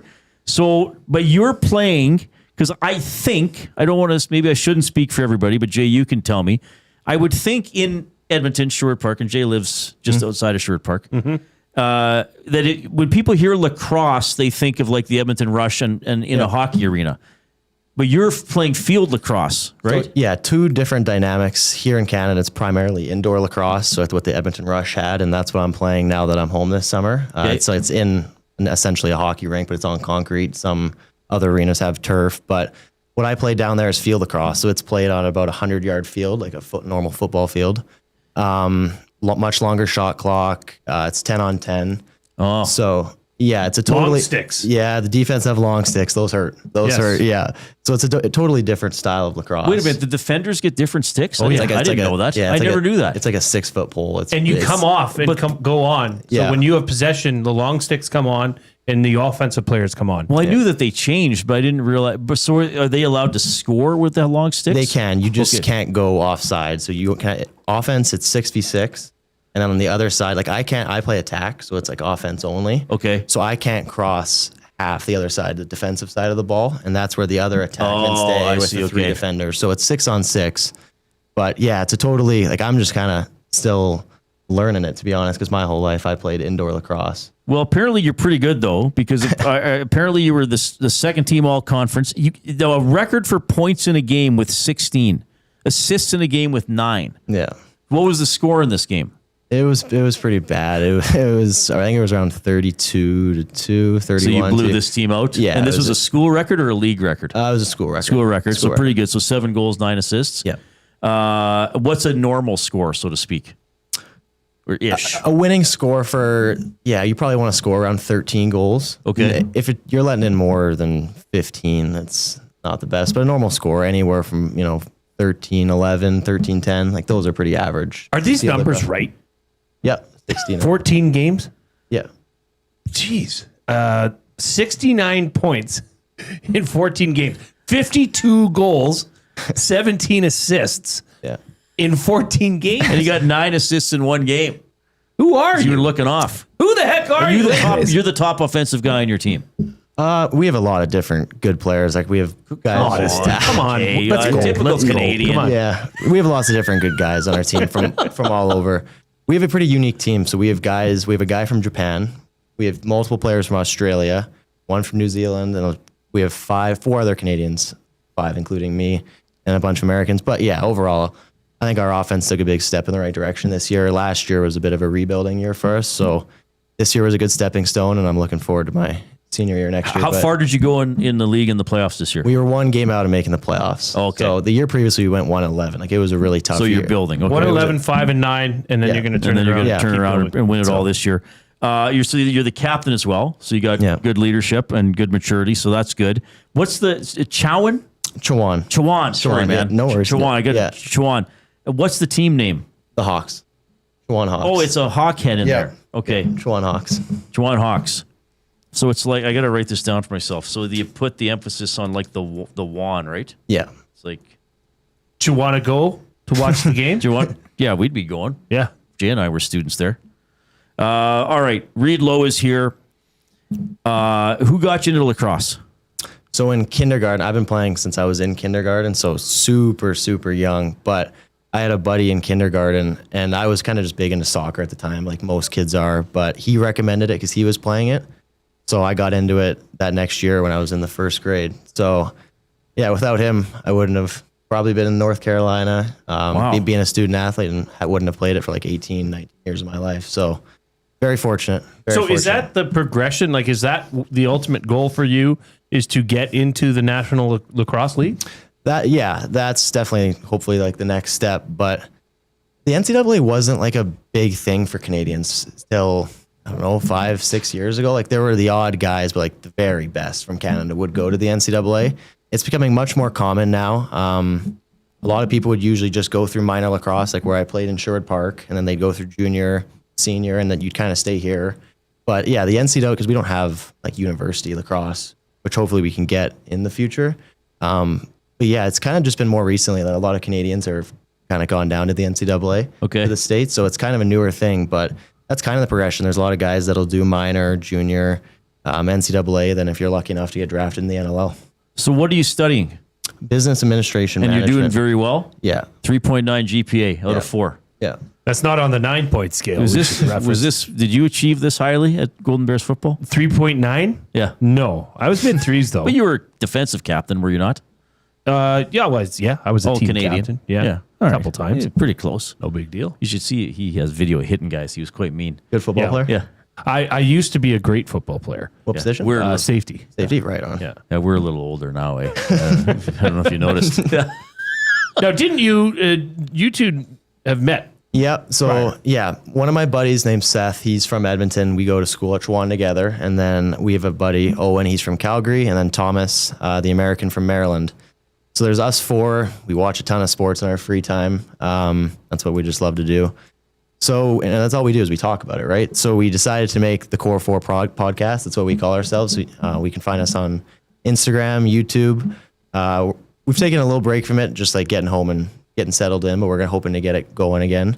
But yeah, we have a 4-man podcast, and we were lucky enough to have Reid on, discuss Oilers, and that was kind of around the trade deadline time, so there was a lot of juicy stuff to talk about. And then we had Curtis Dixon on, who plays for the Vancouver Warriors in the NLL.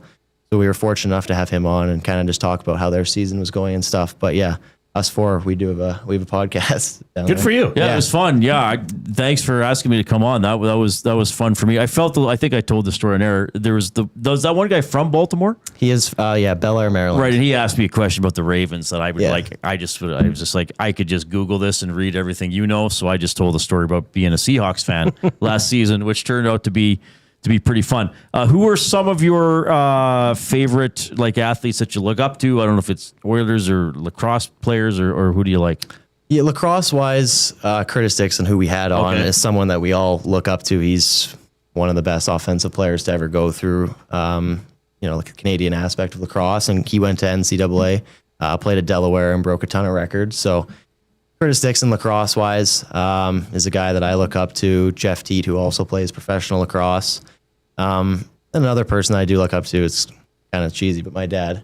He played a ton of football throughout high school. He was in Louisiana playing football in high school. So, yeah, I look up to him. But lacrosse-wise, Curtis Dixon. So it was really cool to have him on our podcast. Okay, I got to ask a couple more questions. You got a really interesting story, but you sent me a couple notes. Yeah. Why didn't you play your freshman year?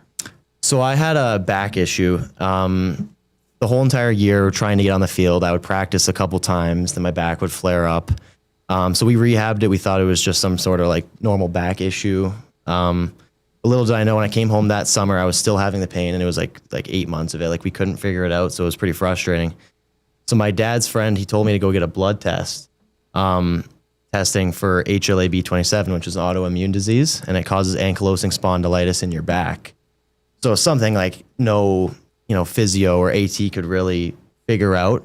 It's not common overly. So what it does is your immune system, it's attacking my joints in my lower back, which causes arthritis and inflammation and stuff. So I have to take an auto injector once a month to calm the pain down. But fortunate enough to be playing now. And once I got the issue figured out, I saw a rheumatologist in Edmonton. I haven't missed anything since. So very fortunate, but it did cause me to miss my freshman year, which was a really big bummer. That was a really good team we had with a lot of good seniors, and so that was frustrating, but I'm happy I've got it figured out now. Well, good for you for fighting through that. Mm-hmm. Yeah. Sorry, what's the name of the town again? Murfreesboro. Murfreesboro. I think we said Murfreesboro when we were talking about your Murfreesboro.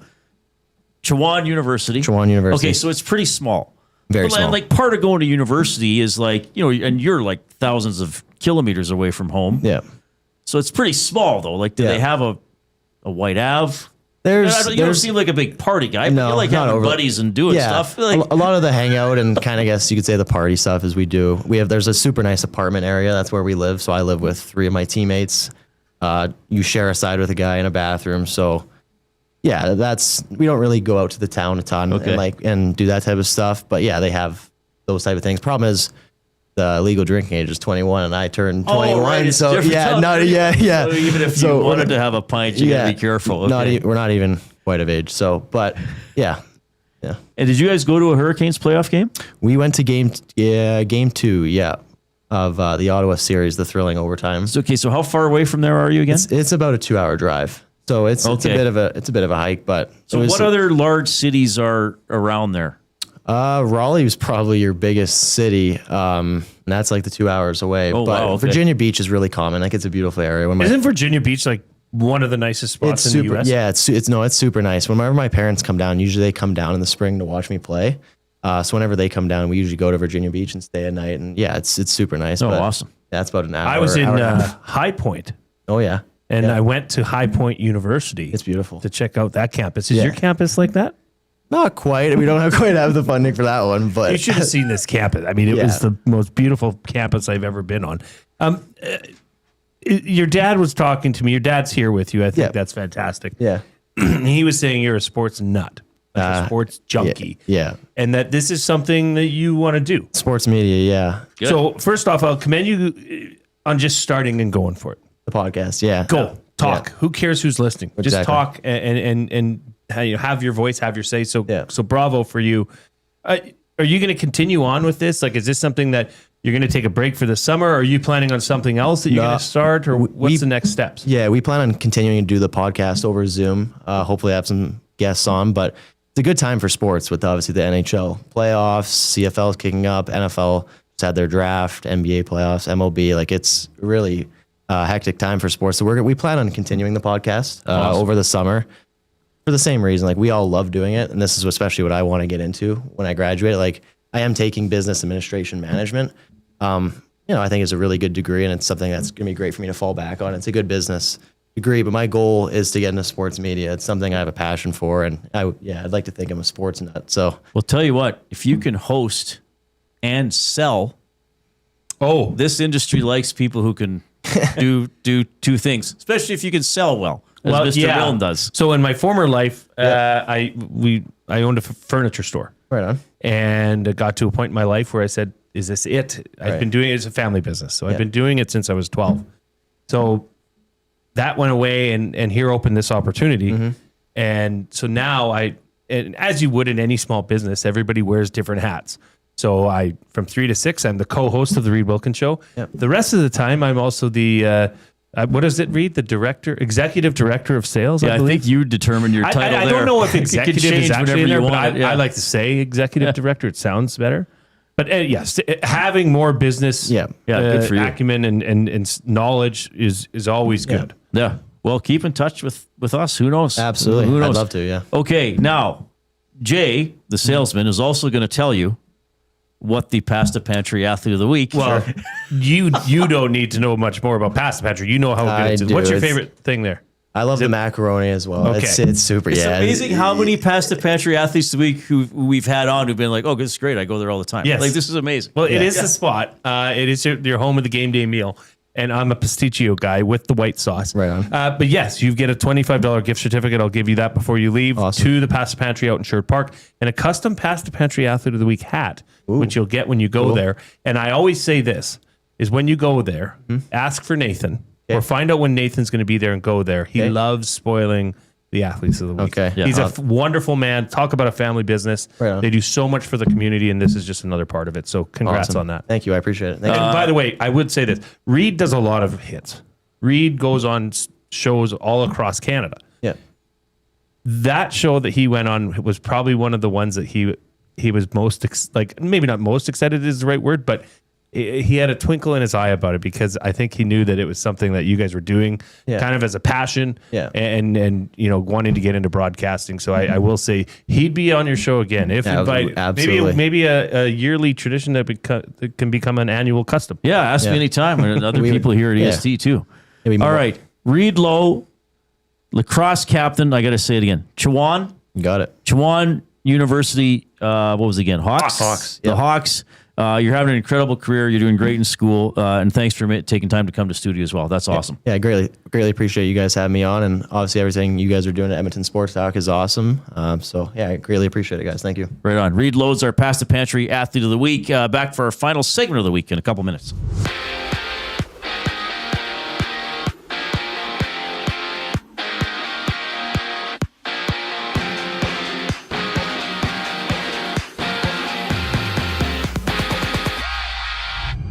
About 3 minutes left in the first period between the Canadiens and Sabres. Game 2 of their series. Sabres with a 1-0 lead in the best of 7. Canadiens, however, up in the game. 2-0 advantage. Mike Matheson and Alex Newhook on the board. 7:30 puck drop goes from Anaheim. The Golden Knights battling the Ducks.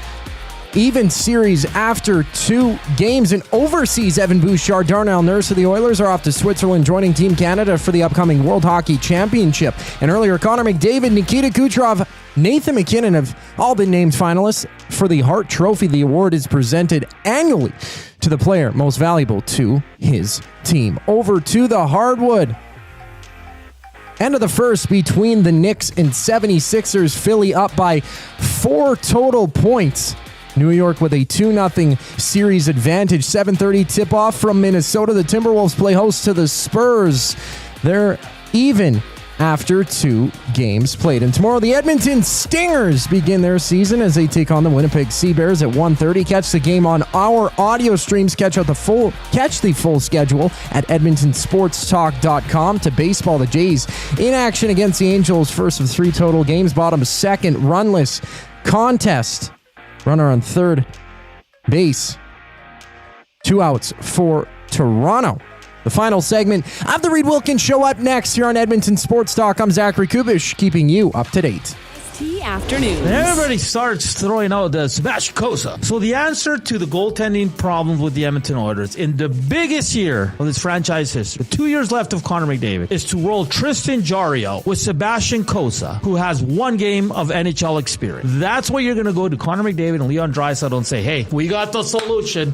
EST Afternoons, weekday afternoons 1 to 3, only on Edmonton Sports Talk. Your clear choice for Edmonton sports. At Firehouse Subs, our subs are freshly toasted, stacked high, and crafted to satisfy. Each sub is piled high with premium meats, melty cheese, and toasted to perfection. Firehouse Subs brings bold flavor to every bite, all served on a freshly toasted roll. But we're not just feeding Edmonton, we're fueling it. Dig into the brisket hat trick, piled with slow-smoked brisket and melty cheese. Or go to the Firehouse Subs fan favorite, the Hook and Ladder. Made to order with smoked turkey, honey ham, and Monterey Jack cheese on a perfectly toasted roll. With 15 Firehouse Sub locations across Edmonton and the greater area, it's easy to grab a hot and hearty sub close to home. Firehouse Subs. Hot, hearty, made to satisfy. Your home for great performances is the River Cree Resort and Casino. God, I wish I could meet somebody like you online. She's got me in the friend zone. Don't miss Morgan Jay's musical comedy May 23rd. 9 p.m. show is sold out. Second 6 p.m. show added. Tickets at rivercreeresort.com. River Cree Resort and Casino. Excitement, bet on it. Hi there. If you're like me, you like to picture yourself in luxury, even though there's absolutely no way you could afford it. And if you can, well, even better. Thankfully, I picture myself in something that is luxury, but still absolutely affordable, like the all-new Mazda CX-90 from Park Mazda. With the new luxury features like facial recognition settings and quilted detail Napa leather seating, I can pretend to be comfortable with all of my proper settings activated without even touching the button, thanks to Mitch Lewicki and the great staff at Park Mazda. I like to picture Mitch Lewicki as a ninja fighting off evil samurai. Park Mazda, your dealer for life in Sherwood Park off Y Road, parkmazda.ca.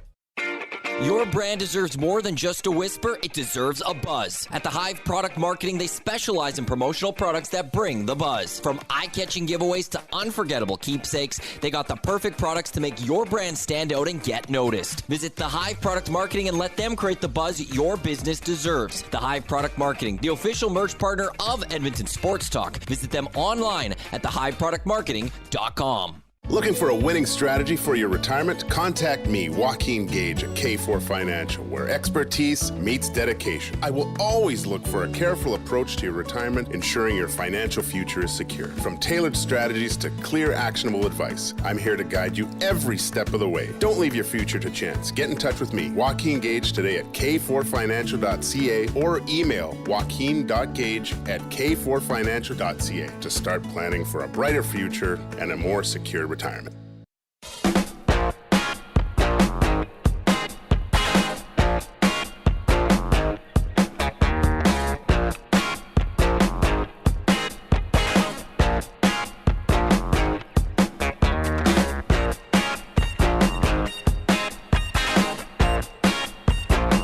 All right, that was awesome to have Reid Lowe, our Past the Pantry Athlete of the Week. Young guy, going to be a senior next year at Chowan University in North Carolina. How did he say the name of the city?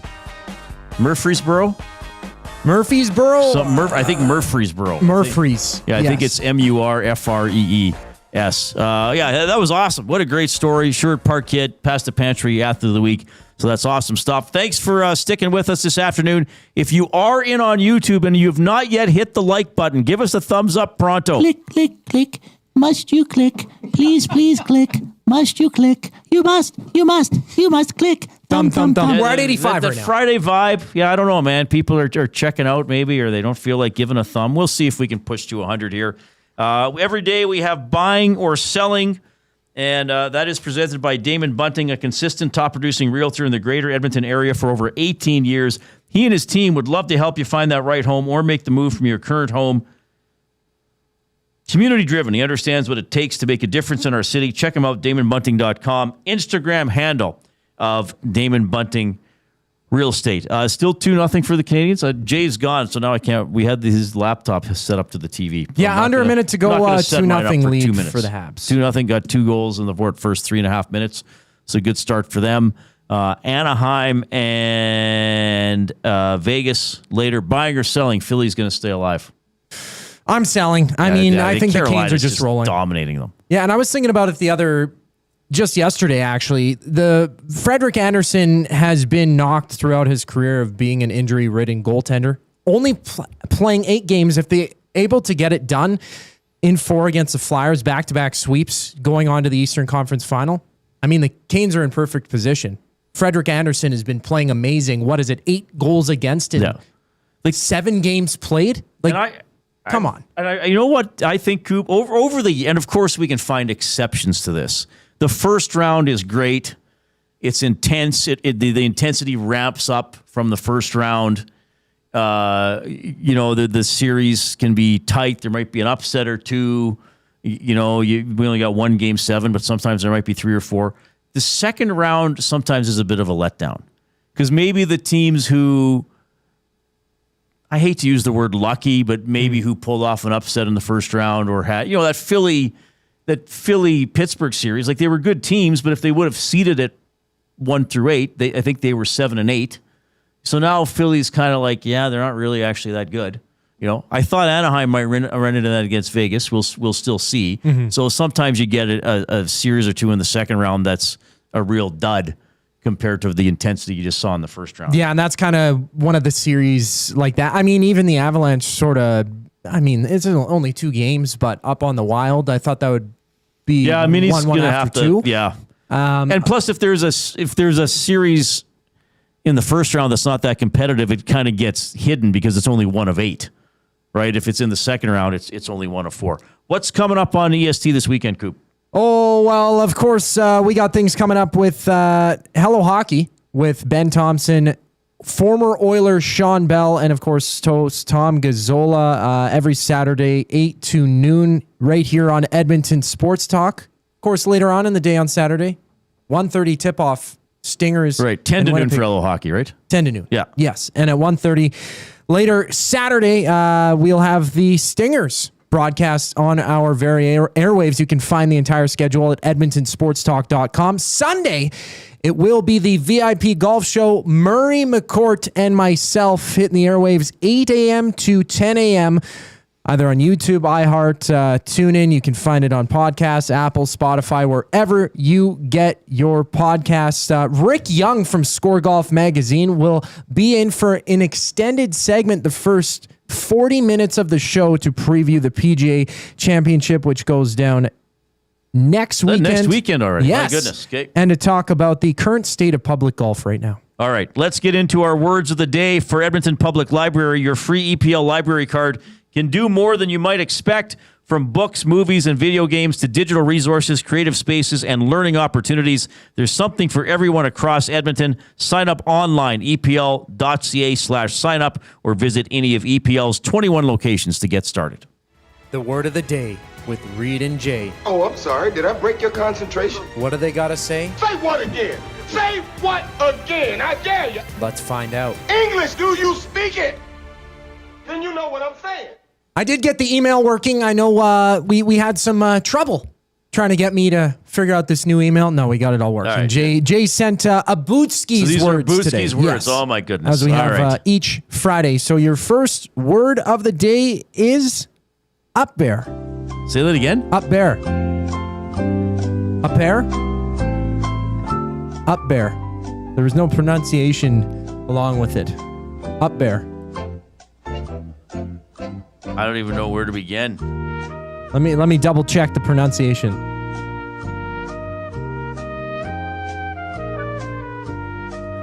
I'm sorry, Coop. A beat. Or a bear. Say it again. Up bear. Up bear. Okay. Don't think too hard on this one. UPBEAR. Up bear. Yeah. It's up bear. I wasn't sure that's what you were saying. No, that's what I was trying to say. Up bear. Bear is correct. Up bear. Yes. Okay, so I spelled it right. I did not know there was a word up bear. I doubt it's a type of bear. Is it a real bear? Yeah. I'm gonna say up bear is a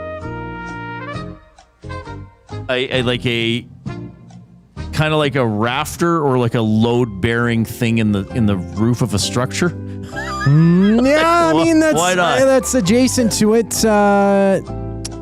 Would you like a sentence? Yes, please.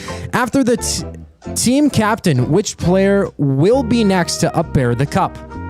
Lift? Like to lift something? Yeah, to raise, aloft, or support in an elevated position. Okay. So half point, Sarah, 1.5.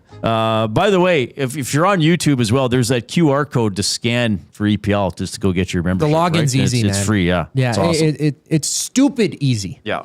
Even the dumbest of dummies, Like, a I'd monkey say could just do it. have a library membership. Like, I do. Like, why not? There's no downside to it. No, exactly. Only beneficial getting an EPL account there. Okay. The North Sask Gator says, is that the same thing as an up dog? What's up, dog? Nothing much, you? Yeah. Second word of the day is pica. Pica is the second word of the day. Pica. Mm-hmm. Huh. Pica.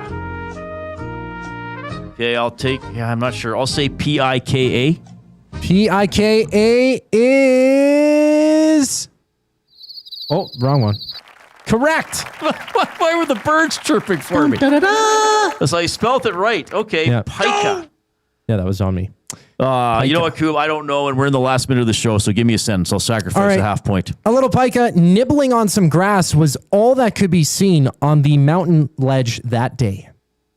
Is it a baby mountain goat? I'll give it to you. A small mountain-dwelling mammal native to Asia and so North it's not America. a They goat resemble specifically. Well, close to a So rabbit, maybe but with smart 0.3 or something. rounded ears. Yeah, 0.3. Let's go 0.33. Cam Talbot So with the Oilers.